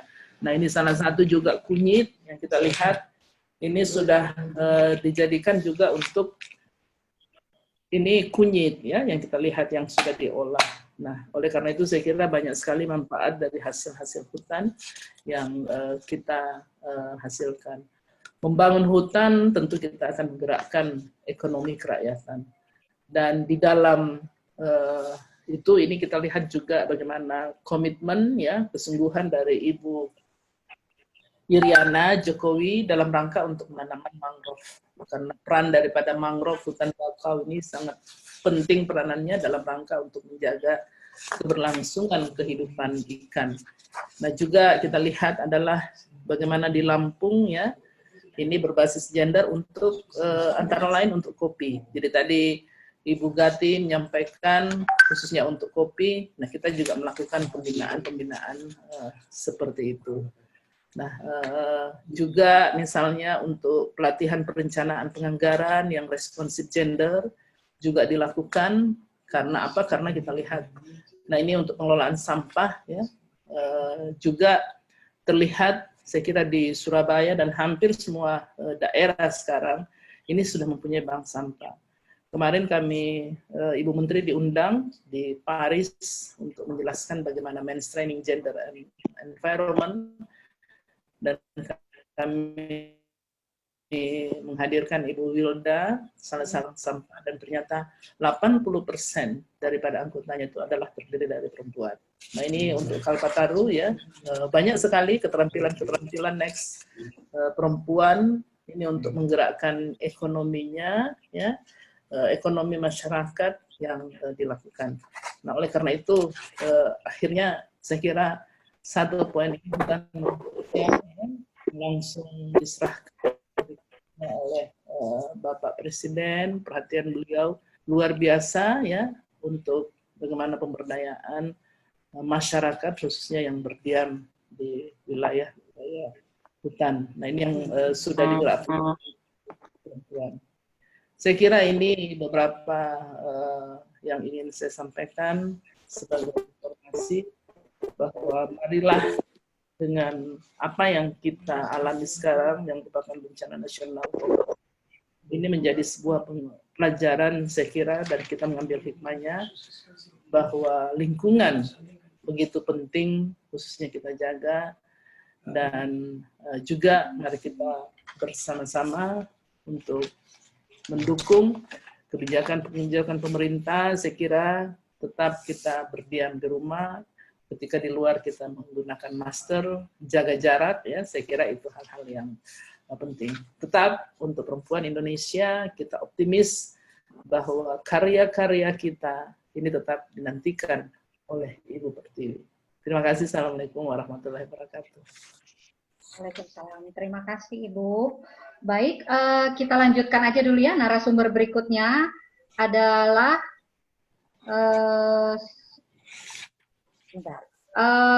Gea Safarina Adani dan Kholilatul Nabilah. Nanti ini duet ya narasumbernya. Beliau adalah CEO Wofiland dan COO Wofiland dari Malang ya. Ya, baik, kami persilahkan waktunya. Halo, selamat sore. Assalamualaikum warahmatullahi wabarakatuh. Terima kasih atas kesempatan yang telah diberikan kepada kami. Sungguh kehormatan yang luar biasa bagi kami untuk bergabung di forum yang luar biasa ini. Nah, kebetulan kami adalah salah satu dari pelaku usaha di bidang permainan edukatif anak yang ada di Malang. Nah, kami diminta untuk sharing seputar efek dari pandemi COVID ini terhadap bisnis kami. Nah, sekedar info, bisnis kami bernama Wofiland, yaitu brand permainan edukatif anak yang dibuat secara handmade. Saat ini kurang lebih ada kurang lebih 30-an jenis permainan anak yang dibuat oleh brand kami. Dan sekedar info, perusahaan kami ini hampir seluruh dari pekerjanya adalah perempuan, mulai dari remaja, usia sekolah, usia setelah SMA itu, sampai ibu-ibu lansia yang tidak ada pekerjaan, seperti itu. Oke, jadi salam kenal, nama saya Gea dan ini Nabila, dan kita akan cerita sedikit tentang Wofiland. Agak turun dikit. Boleh di next, Mas? Jadi sebenarnya kita bikin Wofiland itu karena zaman sekarang itu kan anak-anak itu banyak yang mulai kecanduan sama gadget. Sementara efek dari gadget itu sebenarnya nggak selalu baik gitu, meskipun sebenarnya manfaatnya secara visual terlihat bagus, tapi jika terlalu lama digunakan itu bisa membuat efek yang kurang bagus juga, dari kesehatan mata sampai ke mental anak, psikolog anak. Jadi dia bisa lebih tantrum gitu. Nah, kita ingin anak-anak yang usianya masih di golden age itu mereka bisa memiliki berbagai permainan, berbagai opsi permainan menarik yang bisa dimainkan dengan orang tuanya. Dan saat ini juga mulai banyak nih orang tua yang sangat peduli terhadap kebutuhan edukasi, tapi mungkin mereka tidak bisa membuat aneka permainan sendiri gitu. Jadi kita akhirnya membuatkan mereka gitu ya, sambil menggandeng orang-orang yang memiliki waktu luang yang cukup banyak, seperti ibu-ibu yang ada di daerah kami untuk ikut mengerjakan, seperti itu. Bisa di next lagi. Nah, itu kenapa kita membuat Wofiland sebagai brand permainan edukatif anak yang kita desain sendiri dengan berbagai pilihan opsi permainannya. Jadi bisa digunakan untuk anak usia nol, bahkan ya bayi newborn sampai umur sekitar TK. Harganya juga terjangkau dan boleh dibawa kemana-mana gitu. Nah ini kalau misalnya yang menurut kita disuruh share tentang bagaimana efek usaha ini di saat COVID. Sejujurnya sejak kita disuruh untuk stay di rumah itu, pesanan di Wiviland tuh meningkat. Kita termasuk yang beruntung, maksudnya di saat berbagai macam bisnis lainnya goyang ketika momen ini, kita meningkat. Mungkin karena permintaan dari orang tua yang akhirnya banyak di rumah bersama anaknya, mereka ingin memberikan sebuah permainan agar anaknya di rumah itu nggak bosan dan kesibukan. Itu ada grafiknya, meskipun nggak signifikan banget, tapi naik gitu. Jadi secara jumlah itu naik. Gitu. Dan hari ini kita mau share beberapa hal yang kita lakukan untuk tetap bertahan di kondisi ini, yang mungkin bisa diaplikasikan juga di UMKM lainnya. Ya. Yang pertama kita yaitu membuat SOP aturan terkait setelah adanya COVID ini, yaitu kita membatasi jumlah tim yang masuk. Jadi saat ini kurang lebih di Wiviland itu ada kurang lebih 25 orang. Nah, saat ini kita fokus untuk yang tim di kantor itu hanya 5 orang saja. Sisanya ibu-ibu dan para remaja-remaja itu mereka mengerjakan produksi dari rumah. Kemudian kita juga melakukan prosedur-prosedur kesehatan yang telah dihimbau oleh pemerintah seperti cuci tangan, kemudian menggunakan masker dan juga membatasi interaksi antara dengan pihak-pihak luar seperti itu. Karena kalau misalnya kita nggak ada yang datang ke kantor, kita pun nggak bakalan bisa. Karena kan kita harus ada pengiriman, harus ada produksi juga yang harus kita lakukan secara langsung. Lalu kita juga yang selanjutnya kita lakukan adalah mengatur strategi produksi. Karena sejujurnya kalau kemarin sempat ditanyain kan dari kementerian apa kendalanya, yang paling kendala sebenarnya kalau bagi kita itu adalah distribusi bahan baku. Setelah COVID ini agak susah banget mencari beberapa bahan baku kita ya. Iya. Kayak distributornya tuh udah nggak ngirim lagi kayak gitu. Jadi setelah tahu bahwa kondisinya ini mungkin akan lama, itu yang pertama kita lakukan adalah men-stok bahan bakunya biar sampai kehabisan. Seperti itu. Lalu selanjutnya kita juga memikirkan apa yang bisa kita lakukan untuk customer. Jadi bukan melulu kita harus promosi seperti apa, kita lebih memikirkan di saat seperti ini, saya bisa apa sih untuk calon customer atau customer kami. Nah, yang kami lakukan adalah kita membuat printable gratis atau seperti permainan yang bisa mereka unduh secara gratis di web kita gitu. Jadi kita memang berusaha untuk meskipun kalian nggak beli nggak apa-apa, kalian bisa download aja di website kami kayak gitu. Jadi, ya. Kemudian kita juga memanfaatkan waktu sebaik mungkin untuk membuat prototipe produk baru. Jadi seperti yang kami bilang tadi bahwa saat ini kan tim kami dibatasi yang bekerja di kantor. Jadi saat ini kami benar-benar fokus untuk membuat prototipe produk-produk baru, ide-ide yang ingin dieksekusi. Jadi apabila nanti keadaan sudah mulai membaik, maka kami bisa launch produk-produk baru itu, seperti itu. Dan yang berikutnya kita juga mengkaji ulang anggaran keuangan kita yang mau kita alokasikan di 3 bulan ke depan. Jadi kalau misalnya nggak terlalu penting kayak ada liburan atau mungkin kita mau renovasi sesuatu, itu kita tunda dulu. Karena kita nggak tahu, mungkin kita agak naik sekarang, tapi kita nggak tahu ke depannya kayak gitu. Jadi kita berusaha biar gimana pun kondisinya, kita meskipun masih kecil, tapi kita tetap bisa mempertahankan tim kita kayak gitu.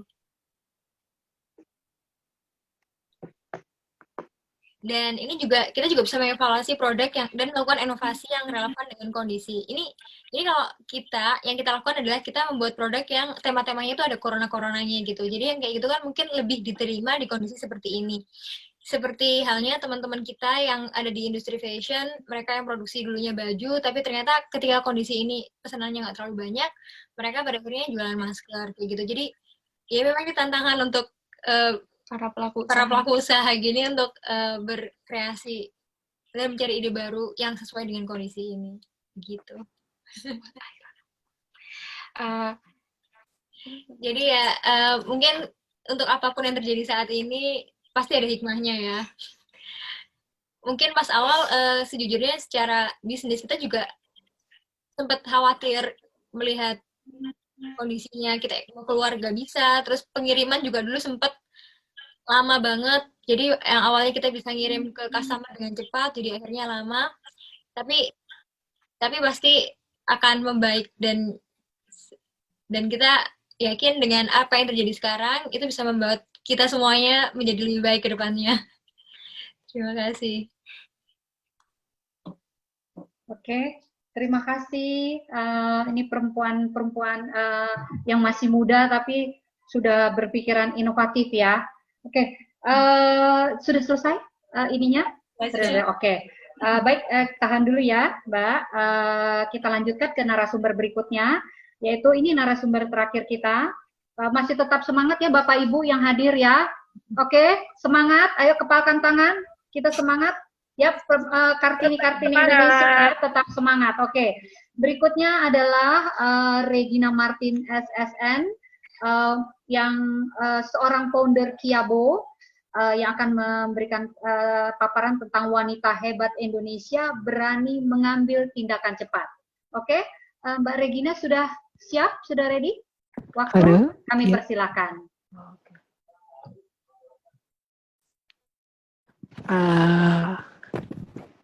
Ya pertama-tama halo semuanya Bapak Ibu teman-teman, terima kasih buat waktunya dan terima kasih udah diundang ke sini. Perkenalkan, nama saya Regina, saya founder Kiabo. Kiabo itu baju, kita produksi baju bayi, cuman base-nya sebenarnya saya konveksi. Jadi selain Kiabo kita punya konveksi beberapa brand lainnya. Kebetulan pas lagi COVID, emang pas lagi awal-awal COVID udah mulai langsung kerasa goyang. Langsung sih, soalnya kan industri kita fashion dan bukan industri yang orang-orang harus beli diutamakan gitu. Nah, pas lagi awal-awal emang kita nggak nyangka bakal selama ini awalnya. Jadi, kalau bisa dilihat itu baju-baju produksi kita salah satunya. Kita bikin baju, kalau yang Kiabo ini kita bikin baju baby dari umur 6 bulan sampai 5 tahun. Semuanya baju ready to wear buat pergi keluar. Nggak ada yang buat di rumah. Semua produksi konveksi kita juga seluruhnya itu baju buat pergi keluar. Nggak ada yang buat di rumah. Begitu kejadian COVID, hal pertama yang kita lakuin tuh salah satunya kita mulai bikin produksi masker emang. Tapi masker itu emang kita produksi pas awal-awal emang buat kita bagi. Sejauh ini kita udah masuk 7 batch buat bagi ke beberapa daerah di Kota Bandung, dan sekitarnya kita udah produksi sekitar 2.000 sampai 5.000 piece ya buat dibagiin.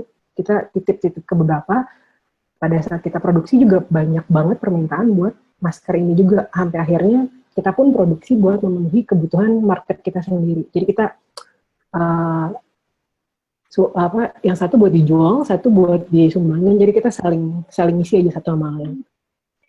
Nah, yang efeknya paling kerasa sih sebenarnya kan karena kita punya konveksi kan. Jadi pasti banyak banget pekerja kita yang nggak punya kerjaan. Nah, pada saat itu sebenarnya saya sendiri mikir jalan keluarnya apa nih. Salah satunya kalau boleh slide selanjutnya Pak. Slide yang ketiga. Jadi kita beneran omset kita turun, terus kita harus cari tahu gimana supaya bisa gajian, supaya bisa mempertahankan karyawan, supaya bisa THR. Makanya kita cari produk-produk yang emang masyarakat butuhkan saat ini, dan kita sediain. Karena kita tahu barang kita bukan kebutuhan primer, jadi kita harus bikin apa ya? Udah kita bikin new produk yang emang orang-orang butuh. Kayak sebenarnya kita emang di Kota Bandung ini kita emang produksi sedikit APD yang kita tahu emang harusnya standar kesehatan. Kita sudah berusaha memenuhinya, jadi kita supply ke beberapa puskesmas di daerah sini. Walaupun sekarang kita terkendala karena emang nggak bisa ngelawan pabrik gede yang pasti ngambilnya lebih banyak dibanding kita, tapi kita tetap supply bukan cuma APD, tapi kita bikinin yang lain yang nggak usah standar kesehatan. Jadi kayak baju buat mereka praktek di UGD itu ada beberapa yang kita bisa dapetin bahan bakunya or baju-baju buat mereka operasi. Nah, kita bisa kirimin itu ke beberapa puskesmas. Jadi kita cari jalan keluar, nyediain produk yang emang masyarakat butuh saat ini, kita sediain semuanya. Terus sekarang itu kita emang standar operasional emang kalau di studio kita di sini emang udah libur semua. Jadi karena saya di Bandung kebetulan Bu, besok tuh udah PSBB, jadi seluruh kegiatan produksi sebenarnya sudah berhenti. Tapi di beberapa tempat penjahit, di rumah-rumah penjahit kita masih terus produksi, jadi dikirim barangnya dikirim ke sini, nanti pesanan dari sini dikirim ke sana, jadi masih terus ada pemasukan buat mereka gitu sih. Kalau cerita harus kayak gimana sebenarnya ini juga plan of the record yang nggak kita pikirin sebelumnya sih. Jadi kita bakal terus inovasi, cari barang yang emang masyarakat butuh dan kita bisa bantu. Bukan mikirnya saya harus cari untung juga, tapi harus saling sama-sama bantu supaya COVID ini cepetan beres. Soalnya saya ngerasa kalau kita nggak sama-sama bantu, kita nggak akan beres gitu. Oke, sekarang saya juga mulai produksi masker anak karena banyak banget yang bikin masker anak nggak standar. Maksudnya standar kesehatan anak-anak harusnya di bawah 2 tahun sebenarnya masker anak nggak boleh dijual. Dan harusnya, sekarang kan banyak banget yang dijual masker-masker pakai filter kain keras. Padahal kain keras itu sebenarnya ada sejenis lem formalin, sejenis lem yang harusnya nggak boleh dipakai di masker anak-anak. Jadi kita bikin standar-standar khusus supaya mengeduket masyarakat juga. Di ujungnya sih pengen ini aja sih supaya sama-sama saling-saling bantu supaya COVID ini cepatan beres gitu. Terima kasih buat dengerin sedikit sharing dari saya. Gitu. Terima kasih. Terima kasih Mbak Regina. Baik, berikutnya kita buka sesi tanya jawab. Sudah pada panas nih Bapak Ibu ya. Oke, yang mau bertanya, ya raise your hand. Oke, Pak Toto bisa dibantu. Siapa yang pertama ya Pak Toto ya? Bisa langsung. Oke, silahkan Ibu. Pertanyaannya ya, nama, terus dari mana, dan pertanyaannya ditujukan ke siapa? Padat dan singkat. Silahkan Ibu. Baik, Assalamualaikum warahmatullahi wabarakatuh. Bapak Ibu moderator, Assalamualaikum warahmatullahi wabarakatuh. Waalaikumsalam warahmatullahi wabarakatuh. Baik. Perkenalkan, saya Oni Jafar Hafsah, Ketua Umum Wanita Tani Indonesia. Pertama, saya mengucapkan selamat Hari Kartini. Mudah-mudahan semangat Kartini memberikan kita motivasi untuk selalu berkarya dan berdaya. Ibu-ibu sekalian yang saya hormati, tadi ini ada guru saya, Ibu Dewi Motik, dan juga adik saya atau teman saya, Prof. Winarni Monoarfa. Assalamualaikum. Tentu pada saat ini saya sangat setuju tadi dengan paparan Bu Dewi Motik bahwa mari kita bekerja, mari kita berbuat, mari kita berkarya, apapun itu. Jadi saya sangat setuju untuk itu. Saya ini membawahi anggota-anggota saya tentu banyak mengurusi pangan karena saya memang menjadi Ketua Umum Wanita Tani Indonesia. Nah, tentunya di dalam pandemi COVID-19 ini banyak yang merasakan bahwa ada yang tentunya penghasilannya akhirnya tidak ada juga yang tentunya mengambil peran dalam situasi COVID ini. Nah, tetapi kami sendiri sebagai Ketua Umum menganjurkan semua teman-teman, seluruh pengurus bahwa mari kita berbuat apapun yang kita bisa.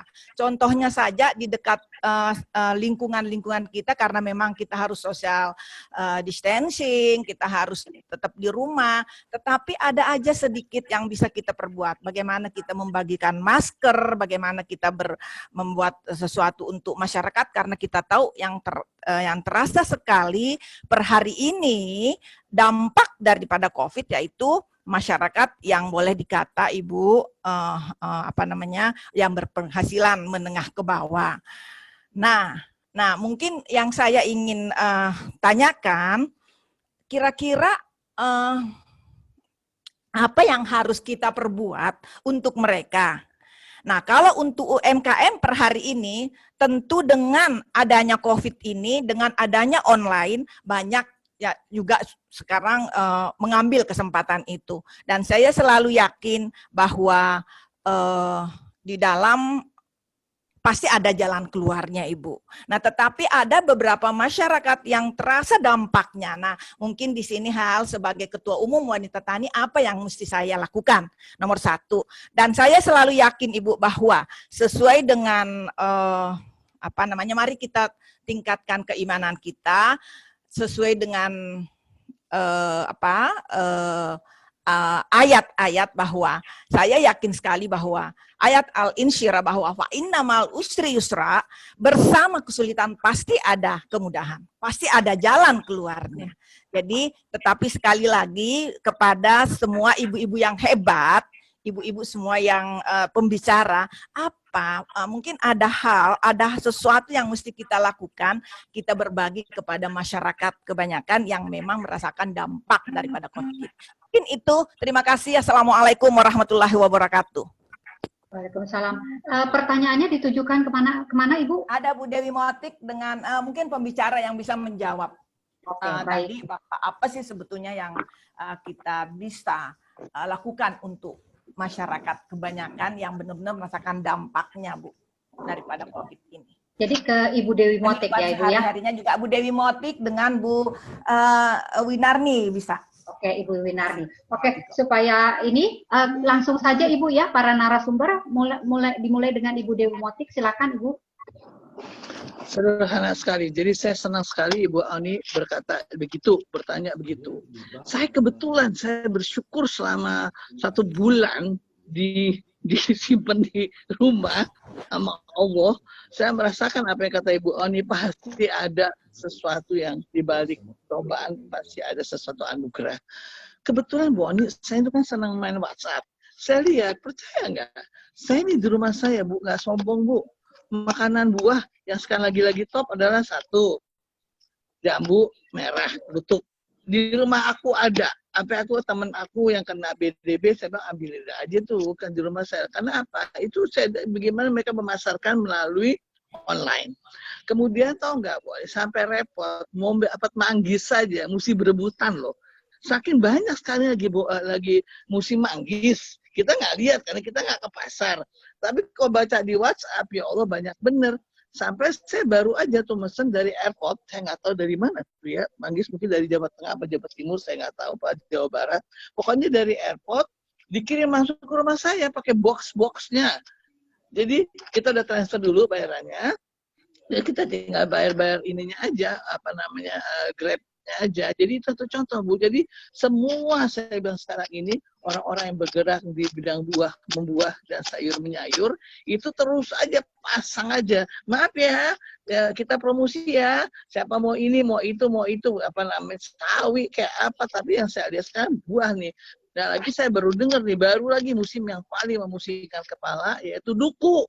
Duku lagi top-topnya sekarang. Udah aja 1 kotak seberat berapa kilo, harganya sekian, ongkir berapa. Jadi itu. Jadi saya di luar ongkir atau di dalam ongkir. Jadi sesuatu yang menurut saya makin pinter-pinter aja. Kayak juga durian dan sebagainya. Dia melalui online aja. Jadi menurut saya, Bu Oni, yuk kita kampanye melalui online. Karena buah masih ada waktu untuk memasarkannya, dan melalui online orang sangat memerlukan buah. Jadi menurut saya buah dan sayur itu makanan pokok. Sekarang orangnya mesti imunitas, jadi saya rasa bagus sekali kalau menggunakan online tadi. Dan pakai gambarnya aja, lihat segini sekilo udah beres gitu. Makasih Boni, makasih, I love you. Ya, terima kasih Bu Dewi. Baik, Ibu Winarni bisa ditambahkan Ibu? Ibu Oni, saya kira apresiasi juga luar biasa kesungguhan komitmen Ibu Oni Jafar Habsa ini, juga kapasitas beliau sebagai Ketua KAHNI. Jadi memang saya kira benar bahwa banyak hikmah yang kita peroleh dari adanya COVID-19 ini. Yang tadi saya katakan adalah mari mungkin yang paling terlihat adalah terjadinya perubahan tatanan kehidupan khususnya untuk kaum perempuan. Mau tidak mau kita sepertinya dipaksa untuk keluar dari permasalahan ini, bagaimana keluarga kita bisa bertahan hidup. Nah, di tengah COVID ini juga saya lihat banyak kreativitas masyarakat, ibu-ibu khususnya yang tumbuh. Contohnya misalnya beberapa penjahit ya yang udah terkenal itu beralih ke membuat masker. Dan masker ini sekarang untuk ibu-ibu ini sudah macam-macam Bu Dewi Motik ya. Dijahit dari kain ya, ada yang dikasih kembang-kembang dan lain-lain. Akhirnya menjadi sebuah nilai seni saya lihat ya. Nah, yang kedua, kita juga saya kira mendorong, saya kira Ibu Oni sudah sangat pengalaman. Bagaimana apotik hidup yang dulunya yaitu sangat gencar dilakukan oleh Ibu PKK, kerjasama dengan pertanian, dinas pertanian ataupun juga Kementerian Pertanian, saya kira ini bisa dihidupkan lagi. Jadi sepertinya kangkung yang punya lahan ya, dan ini saya punya pengalaman Bu Dewi Motik dan Ibu Oni membina di Gorontalo. Ibu-ibu tadinya yang pengangguran, yang tidak bekerja, ada lahannya sedikit, kemudian digunakan untuk nanam kangkung, nanam sawi, nanam cabai dan lain-lain. Nah, alhamdulillah bisa membantu khususnya untuk pendapatan rumah tangganya. Mereka tidak terlalu bergantung lagi kepada suami, tapi mereka sudah bisa menghasilkan, dan ini hasilnya langsung misalnya dibawa ke pasar ataupun juga supermarket. Yang ketiga, saya kira juga sekarang ini kita ingin, insya Allah kita berapa hari lagi masuki bulan puasa. Ini sudah banyak WA yang kami terima misalnya untuk penyiapan nasi bungkus.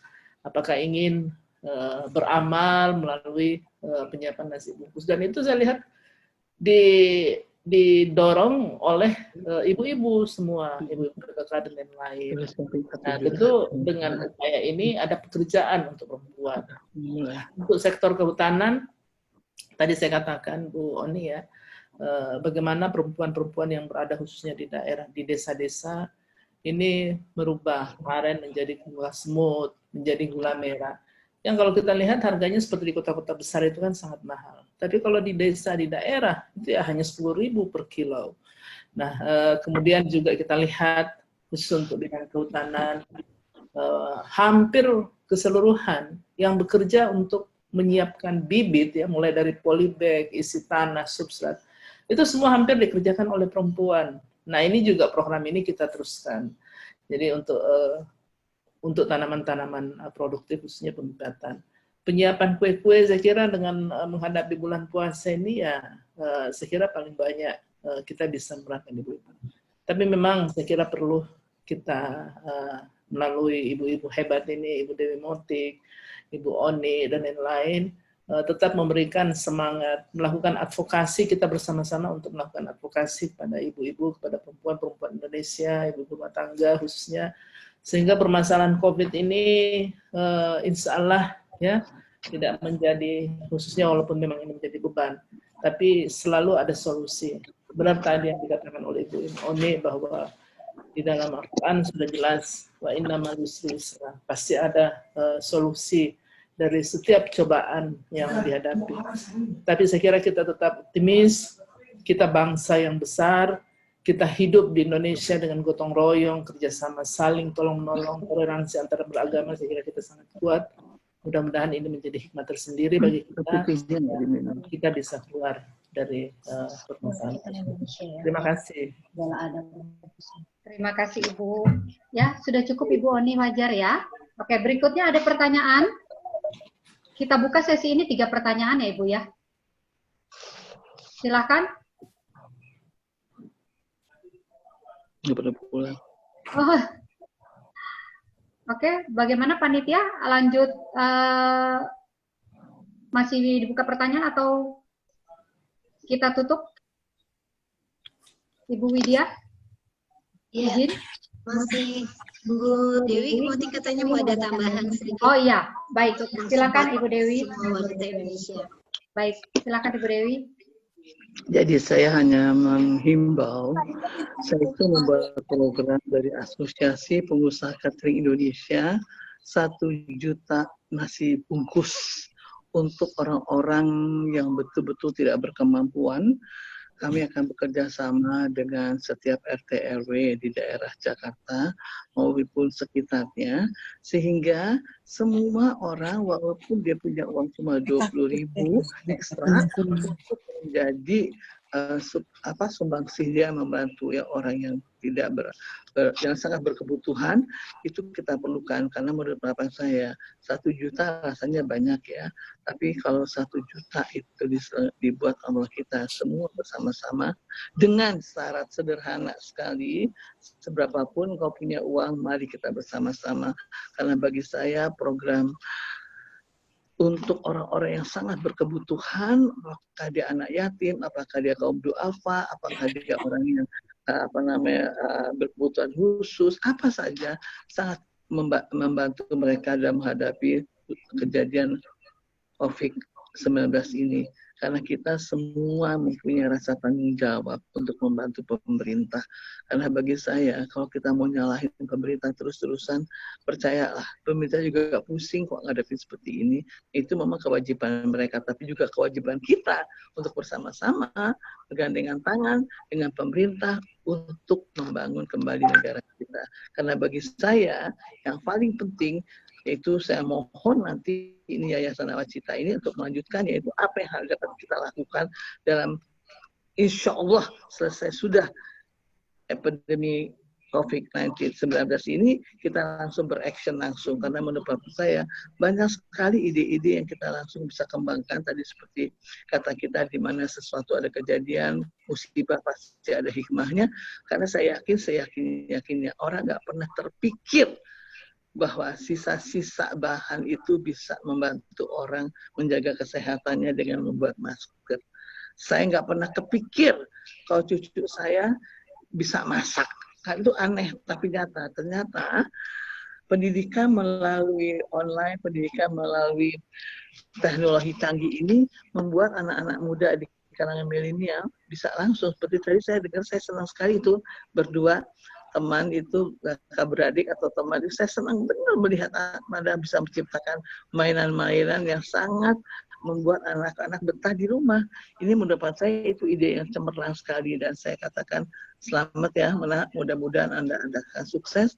Kalau dalam keadaan seperti ini, di mana kita harus tidak boleh keluar rumah, senang bermain, apalagi nanti kalau kita bisa bermain bersama teman-teman dan seluruh tetangga dan seluruh sahabat-sahabat kita membawa mainan tersebut bukan hanya di rumah saja, tapi di tiap pertemuan, daripada melakukan hal-hal bermain dengan sesuatu gadget yang tidak ada gunanya. Terima kasih.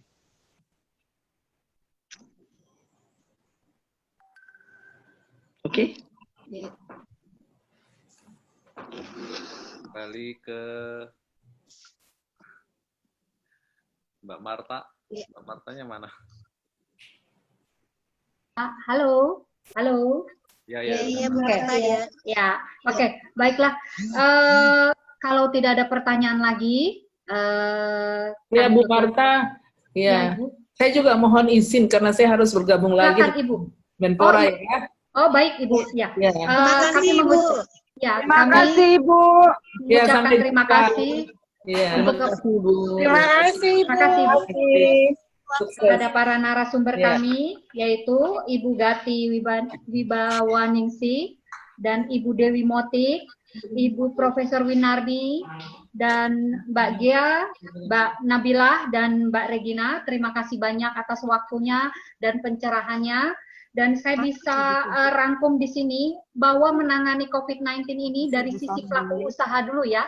Dari sisi pelaku usaha tadi para narasumber sudah sampaikan bahwa kita harus tetap bekerja, tetap berkarya dan kreatif, lakukan inovasi sehingga ada timbul ide-ide bisnis baru, gunakan sumber daya yang ada, kita tahu teknologi sangat membantu kita, dan berpikir visioner, yaitu mencari solusi, dan yang terakhir, tetap optimis dan saling mendukung atau membantu. Ini dari sisi pelaku usaha. Dari sisi pemerintah di sini bisa saya sampaikan dari Ibu Gati dan Ibu Winarni bahwa pemerintah pasti akan melakukan atau memberikan bantuan melindungi rakyatnya, tapi semua butuh proses. Melakukan penanganan dan pemetaan agar tepat sasaran. Tapi pemerintah meminta kita semua bekerja sama di semua lini atau semua stakeholder. Jadi tidak perlu menunggu seperti Bu Dewi sampaikan tadi, kita tetap terus bekerja, berkarya, kreatif, dan saling mendukung. Baik, saya Marta, moderator dari acara ini, kami tutup. Ada tambahan ya Bu Marta ya? Silakan Ibu, silakan. Ya, ini adalah yang pertama webinar ini dari Nawacita, tapi bukan yang terakhir. Jadi berikutnya, karena kita di masa COVID-19 ini, maka kita tidak boleh diam saja, kata. Jadi sepanjang masa, maksudnya Ibu Dewi Motik itu adalah di sepanjang kondisi juga. Sehingga nanti apa yang harus kita lakukan nih, supaya ekonomi Indonesia itu bertahan di masa COVID. Maka berikutnya nanti akan kami buatkan lagi webinar dengan economic recovery di masa COVID-19 dan di masa pasca COVID-19. Dan di masa sepanjang masa. Nanti akan hadir Ibu Gati dari perindustrian, kemudian Ibu Wardah, Ibu Dewi Motik, kosmetik Bu Wardah dari kosmetik Wardah, kemudian Ibu Menteri Bintang Prayoga dan Ibu Profesor Ruli Indrawan dari Kementerian Koperasi. Maka tunggu pengumuman kami selanjutnya. Untuk sesi selanjutnya adalah foto bersama. Ibu-ibu silakan bergaya. Nanti admin Pak Totok akan memfoto kita. Nanti akan disebar di web Nawacita. Oke, Pak Totok dikasih aba-aba ya. Ini adalah dikasih kode. Tadi yang ditayangkan Pak Totok adalah Bu Dewi, itu adalah piagam penghargaan kepada seluruh narasumber. Sementara sertifikat untuk seluruh peserta yang hadir akan kami kirimkan via email. Oke, terima kasih untuk seluruh undangan dan narasumber. Pak Totok, silakan untuk memimpin foto bersama. Bentar ya, bentar. 1, 2, 3. Oke, cukup. Senyum yang paling cantik ya Pak ya. Paling ganteng. Paling ganteng. Baik. Kita tutup ya acaranya. Alhamdulillah dengan ucapan sekali lagi alhamdulillah acara webinar LKN dalam rangka Hari Kartini 2020 lancar. Insya Allah semuanya yang disampaikan oleh para narasumber kita sangat berarti bagi kita untuk perempuan Indonesia. Sebagai perempuan Indonesia, kita juga adalah pelaksana pengawas semuanya. Hebat, garda terdepan dalam tindakan pencegahan COVID-19. Untuk itu, pesan yang utama kita harus indikan protokol kesehatan. Di rumah saja, jaga jarak, cuci tangan pakai sabun, dan pakai masker kalau kita keluar rumah. Wassalamualaikum, tunggu berikutnya. Dadah, Bye-bye. optimis. Thinking. Bye-bye. Bye.